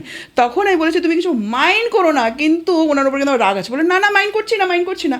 তার ছেলে হচ্ছে জাহাঙ্গীরের রিনকার্নেশনই ভদ্রমিলার ছেলে, এই জন্য ওনার ছেলে নিজের বাবার সাথে অত কানেক্টেড ফিল করে না, ওনার সাথে যেরকম কানেক্টেড ফিল করে। এবং তার ছেলের চেহারাও আমি দেখলাম অন্যরকম দেখিয়ে দিলেন বাবা। কিন্তু আমি এটাও বলবো যে আকবর দি গ্রেট, উনি দুটো তিনটে মানে রিলিজন, বৌদ্ধ ধর্মের জন্য করেছে, হিন্দু ধর্মের জন্য করেছে, হ্যাঁ সব ধর্মের জন্য করেছেন। আমি কাউকে বলছি না যে ছোট বড় কিছু, এমন কোনো কথা বলবো না যে এতে রিভলিউশন হয়ে যায়, কিন্তু অনেক কিছু করেছেন যেটা আমরা অনেকেই জানি। তো আমি ও ভদ্রমিলাকে বলে দিয়েছিলাম তোমার বর, কিন্তু আমি কিন্তু রেগে আছি তার উপরে, বলে না না ঠিক আছে ঠিক আছে, ওটা বর মানে ছিল, এখন না। যোধা আকবর তো সেইখান থেকে আরেকটু এগোলাম, দেখছি যে সাই বাবার কাছে একজন ভদ্রমিলা যার নাম ছিল লক্ষ্মী শিন্ডে, তার ভাইব্রেশন আসছে ওনার শরীর থেকে। আমি ওকে বলছি তুমি না নাকে যে ইয়ে পরে আছো নথ, তুমি না মহারাষ্ট্রের নথ পড়লে তোমাকে মানাবে বেশি। বলতে বলতে ওনার নাম দেখি, মানে ভিশনে বাবা নাম দিয়ে দিলেন, আমি ফটাক করে ব্রাউজ করে দেখি লক্ষ্মী শিন্ডে। আমি ওনাকে যখন বললাম চোখের চাউনি সেম, অদ্ভুত, মানে ওই যে ওরা অনেক ছবি কিন্তু রিয়েল ছবিটাকে একটু এআই করে দেয় যাতে কালারফুল হয়, চোখের চাউনি সেম। ভদ্রমিলা না নিজে অবাক হয়ে গেছে। তারপর উনি বলছেন আমি এই কারণে সাই বাবাকে নিয়ে ভাবছি, এই কারণে, কিন্তু আমি কিন্তু জানি না যে উনি ভাবছেন। তারপরে যেটা বেরিয়েছে, আমাদের মানুষের মধ্যে বহুত দেবী দেবতা কিন্তু ঘুরে বেড়াচ্ছে, এটাও বলে দিলাম, এটাও পেয়েছি আমি। পরে দেখলাম উনি মানে যে দেবী দেবতাদের যে লোয়ার সেলগুলো থাকে সেগুলো কি অনেকে বললে কেউ বিশ্বাস করবে কিনা জানি না, লোয়ার সেল হায়ার সেল মিশে জন্মাচ্ছে এই যুগে, যাতে মানুষকে রাস্তা দেখাতে পারে। এবং উনি অনেকেই জন্মেছে, অনেকে, শ্রীনারায়ণ অবধি জন্মেছে, যারটা আমি একটা পডকাস্টে কভার করেছি। শ্রীনারায়ণ উনি জন্মে গিয়েছেন as a very simple person, অংশও বলবো না, কারণ তার যখন আমি ডাইভিং সেশন করতে যাচ্ছি পিছনে দেখছি মুকুটটা আর পিছনে চক্র ইউ ইউ ঘুরছে, এটা মানে দেখিয়ে দিচ্ছে। আর এখন তো তাকে দেখলে তাকে আর দেখি না, শ্রীকৃষ্ণকে দেখি আমি। তা এখন তো পুরোই মানে ওনাকে দেখলে আর কিছু দেখতে লাগে না, শ্রীকৃষ্ণই যেন শ্রীকৃষ্ণকেই দেখছি, আর কিছু লাগে না আমার দেখতে। কিন্তু এই ভদ্রমিলারটা যেটা আসলো, উনি দেবী বগলামুখী, ডিরেক্ট এনার্জি, ভাবতে পারছো দেবী বগলামুখী। আমি ওনাকে ছুঁয়ে বলছি একটু ছো, আমাকে একটু ছো, একটু আশীর্বাদিত করো, বলে না না এরকম বলো না, তুমি এরকম বলো না, কিন্তু আমি কিন্তু ভাইব্রেশন পাচ্ছি। তখন দেবী বগলামুখীর, আমি তো এগুলো কিছু জানি, ঘোর তন্ত্র আমি কিছু পারি না, মন্ত্র কি দেবো, তখন আমি মায়ের সাথে মনে মনে কানেক্টেড হওয়ার চেষ্টা করছি যে মা তুমি বলে দাও কি মন্ত্র দেবো। উনি আমাকে একদিন পরে আওয়াজ দিলেন যে এই মন্ত্রটা ওকে পাঠাবি, তাহলে ওর সাথে আমার যেটুকু বা বাকি আছে ওটাও হয়ে যাবে connection, and she is very happy নাও। মানে কি কেউ বিলিভ করুক না করুক, কিন্তু আমার সেশনগুলো না দৈবিক সেশন শুধু না, বাবাকে আমি বলেছি তুমি ফিল্টার করে মানুষ পাঠাবে, আমার এত টাকা করার দরকার নেই, কিন্তু যেটুকু কাজ করবো মনের শান্তি নিয়ে করবো। বাবা ওই রকমই এনার্জিসদের পাঠাচ্ছেন, চুনে চুনে, মানে চুনচুনকে বলে না, যাদের মধ্যে বাবা মানে পাওয়ার দিয়ে রেখেছেন। ম্যাক্সিমাম এরকম আসছে এখন যে আর twin flame, I am attracting many twin flames, এবং ভালোও লাগে যে বা কি মজা 100 টুইন ফ্লেমসে দেখতে পাচ্ছি আমি। হ্যাঁ, বিকজ জার্নিতে তো সবাই আমরা থাকি, কেউ আগে পায়, কেউ পরে পায়, কেউ দেরি হয়। তো I am not attracting all the twin flames, এটা শুরু হয়ে গিয়েছে। তো টুইন ফ্লেমদেরও একটা মানে হ্যাঁ, এবং সোল গ্রুপ, হ্যাঁ সোল গ্রুপ থাকে, এবং টুইন ফ্লেম যারা মিট করছে আবার তারপর কিন্তু ছিটকে বেরিয়ে যায় অনেকেই, তখন বলা হয় যে তার মানে তোমাদের এখনো লেসন লার্ন হয়নি, পুরোটাই মানে ডিভাইনের উপর ডিপেন্ড করে। লার্ন হয়নি বলে ছিটকে বেরিয়ে যাচ্ছ, তার মানে আরো 2-3টে বার্ড পরে সেটা মানে ভাইব্রেশনে এসে যায় যে আরো 3টে বার্ড পরে আবার ওরা মিট করবে। তখন কি হয়, ওই যে ট্র্যাকশনটা একদম পুরো একদম এনগ্রসড হয়ে গিয়েছে, আমাকে ওকে পেতেই হবে, সেখান থেকে ঠিক করা হয়। মানে এটা কি আমি বলবো, it is complete science with the help of spirituality. আচ্ছা ম্যাডাম, এবার আসছি আকাশিক রেকর্ড এবং পিএলআর এর মধ্যে ডিফারেন্স কি আছে? ওকে, একদম সিম্পল ওয়েতে বলছি। আকাশিক রিডিং হচ্ছে I will go on behalf of you taking the 7 questions আর 50 আওয়ার্স এর টাইম, আর I will go through all the questions, ওখানে আনসার্স নেব, সব নিয়ে আমি ফিরবো। ওখানে তোমার সোল যাবে না, কিন্তু তুমি শুধু পারমিশন দিয়ে রেখে দেবে। আচ্ছা। আর ডাইভিক সেশন বা পিএলআর যেটাই বলো, তখন তোমাকে নিয়ে যাচ্ছি আমি, তোমার সোলের একটা অংশ বেরোচ্ছে। কী করে বোঝাবো তোমাকে জানো তো, যখন তোমাকে ফেরত আনাবো না, তখন ফাট করে উঠতে বলি না তো আমরা বলি বাঁ পাশ হয়ে শোবে, হাতগুলো একটু এরকম এরকম করবে, গাটা কি ভারী লাগছে, যখন তুমি বুঝবে তুমি এতক্ষণ হালকা ছিলে, এখন তোমার শরীর ভারী লাগছে, তখনই বুঝবে তোমার সোলের একটা পার্ট ছিল না তোমার সাথে, সেবা ফিরলো। আবার বের করার সময় তোমার বডির থেকে পারমিশন নিয়ে সোলকে বের করা হয়, যাতে কিছু, সবারই তো পারমিশন লাগে। আমি দেখেছি যে ইউনিভার্সে না একটা পিঁপড়ে, ইনসেক্টস, এদের যা দাম, মানে আমাদেরও সেই দাম বাবার সামনে। বলে না যে বলতে নেই, কিন্তু দাহ করার সময় কেউ নামাবলি পড়ানো হয় কারো গায়ে পড়ানো হয় না, কেউ লেচ্ছ হেলাতা না, কিন্তু যেখানে যাচ্ছে না সেখানে সবাই সেম রোতে দাঁড়িয়ে থাকে। এটা খুবই দুঃখজনক বলবো না কি বলবো জানি না, আমরা ডিস্টিংগুইশ করি, দুঃখজনকই বলবো আমি। কিন্তু বাবার সামনে বাবা একটা পিঁপড়েকেও যেরকম তার মধ্যে এনার্জি আছে, তাকেও যেভাবে দেখে, কেয়ার করে, আমাদেরকেও ওইভাবে কেয়ার করে। তো বলছি এটাই হচ্ছে ডিফারেন্স। আকাশি রিডিং আমি যাব, তুমি যাবে না, পাস্ট লাইফ রিগ্রেশন বা ডাইভিক সেশন তোমাকে নিয়ে বেরোবো। আচ্ছা। আবার ঠিক পেতে তোমার শরীরে আবার তুমি ফিরবেও, ভয় পাবে না যে বেরিয়ে গেলাম। অনেকে ফিরতে চায় না, এত মজা পেয়ে যায় বলে আমি ফিরবো না, তখন আমি তাকে মনে করাই তোমার বাবা মা ভাই বোন বাইরে ওয়েট করছে, তুমি যদি না ফেরো নিয়ে তো যাবেই যাবে, আমাকেও পুলিশের কাছে পাঠাবে, এই করে মজা করতে করতে তাকে এসে হাসতে হাসতে আবার ফেরে। অনেক সময় অনেকে ফিরতে চায় না। আচ্ছা, ফিরতে কেন চায় না? এত দৈবিক কানেকশন অনেকের হয়ে যায় না, কারণ তাদের পাস্ট লাইফের গুড কর্মাস আছে, তারা যদি দেবতাকে দেখছে তারা কি ফিরতে চাইবে আমাদের কাছে? মানে দেবলোকে পৌঁছে গেলে তো পৃথিবী লোকে কেউ ফিরতে চায় না। মানে এরকম সোলস আছে, প্রচন্ড পাওয়ারফুল সোলস, তাদের সাথে যখন দৈবিক সেশন হচ্ছে তারা হাসতে হাসতে উত্তর দিচ্ছে, হাসতে হাসতে বাবা তাদের সাথে মজা করছে, তারা হাসছে, আমি হাসছি, এরকম হয়েছে। মানে ওটা সেশন, মানে ওটা হচ্ছে গিয়ে একটা পিকনিক হয়ে গিয়েছে, সেশন চলছে but it's a picnic of all the maximum divine souls. এমনও হয়েছে একজন ভদ্রমহিলা বসে আছেন আমার পাশে, আমি তার ছেলের দৈবিক সেশন করছি। এই ছেলেটির যিনি হায়ার সেলফ, আমি নাম নেব না, but is a divine personality. তো যখন সেশন শেষ হলো না, ওর মা বললো যে দিদি তুমি না পর্দাটা একটু সরিয়ে রেখেছিলে, একটু আলো আসছিল, বাকি পুরো ঘর অন্ধকার করে দিতে হয়। আমি না একটা অদ্ভুত আলো দেখছিলাম সার্কুলেট করছে তোমাদের দুজনকে ঘিরে, মানে ওনার ছেলেকে আর আমাকে ঘিরে। আর বিকজ কোন সোলস এসে গিয়েছিল ওখানে, একটু নাম নিয়ে নিই, আলেকজান্ডার দি গ্রেট, পোরাস, তারপরে হচ্ছে সক্রেটিস, তারপরে হচ্ছে দাঁড়াও এখন আবার ভুলিয়ে দিচ্ছে, মানে এই টেসলা, এই লেভেলের সমস্ত সোলসরা এসে গিয়েছিলেন, তাদের সাথে এই ছেলেটি কানেক্টেড হায়ার সেলফ। আর ওর ভাষা চেঞ্জ, এক একটা জন্মে যাচ্ছে এক একটা ভাষায় কথা বলছে, সে রেকর্ড করা হয়েছিল। আগের কিছু জন্মে ও তাহলে ওদের সাথে কানেক্টেড ছিল, ওদের সাথে ওদের ভাষায় কথা বলছে। এবং লাস্টলি যে কথা বলা শুরু করলো হায়ার সেলফ, আমার ইনফিরিয়র কমপ্লেক্সিটি হয়ে গেছিলো। আমার মনে হচ্ছিলো যে এত ভালো ইংলিশ বলছে, বাপরে বাপ। আমিও মনে পড়লো যে আমিও তো মাস্টার্স করেছি ইংলিশে ভাই, এখন তো ওই ল্যাঙ্গুয়েজে আনতে পারছি না, কিন্তু কম্পিট করে যাচ্ছি ওর সাথে। কি না, আমার মনে হচ্ছে আমি ছোটো হয়ে যাচ্ছি যদি ইংলিশটা বলতে পারি। মানে কীরকম সোলের লেভেল, যেটা বলছে মনে হচ্ছে দৈবিক বাণী। এরকমও হয়, মানে অরা চেঞ্জ হয়ে যায় জায়গার যখন ঢুকি আমরা প্রপার ওয়েতে যদি হয়, ওই খেলাধুলো না, প্রপার ওয়েতে। এই জন্যেই বলি body purification is very very important. যেটা দিচ্ছি মানুন শুনুন, তারপরে আসবেন। যদি মন থেকে ইচ্ছা না হয় আসবেন না। আচ্ছা, যেটা বললেন আকাশীকে আপনি নিজে করছেন, আর মানে পিএলআরে আত্মা আমার সোলও তার আপনার সাথে যাচ্ছে, তো এটা কি মানে এমন কোনো কেস কি আছে, মানে ধরুন আকাশীকে সবকিছু তথ্য বেরিয়ে আসছে না, তখন কি মানে পিএলআর করার প্রয়োজন হয়? মানে সবার ক্ষেত্রে কি পিএলআর প্রয়োজন না কিছু মানুষের ক্ষেত্রে প্রয়োজন পড়ে? দেখো, যারা পিএলআর করাচ্ছে তাদের আকাশীকে দরকার নেই, আচ্ছা, আর যারা আকাশী করছে তাদের পিএলআর দরকার নেই। কারণ আকাশীকে একটা যে কোনো একটা করলে হলো না, ভুল। বাবা যদি সাজেস্ট করেন যে আকাশীটা করাবে, তখন উনি পিএলআর করাতে চাইলেও আমি করাবো না। আচ্ছা, কারণ ইউনিভার্স যেটা বলে দেবে সেটাই করবো আমি। কিন্তু যদি বাবা বলে ওর দৈবিক সেশন দরকার, একজনের জন্য এক একটা দরকার, দৈবিক সেশনই দরকার, যদি বাবা প্রেসক্রাইব করে। আর ইউনিভার্স কি, তুমি যে কটা বিদ্যা শিখেছো তার মধ্যেই তোমাকে করিয়ে দেবেন, কিন্তু বাইরে থেকে এমন কিছু করাবেন না যে তুমি জানো না। তো যদি বাবা বলে দৈবিক সেশনে, আর উনি যদি বলেন না আকাশ শিখ, আমি বলো আমি পারবো না। বাবা যেটা বলেছেন ওটাই আপনি বাবার উপরে ফেলে দিন, যে ব্যবস্থা করে দিতে, তারপরে আসবেন, কোনো চাপ নেই।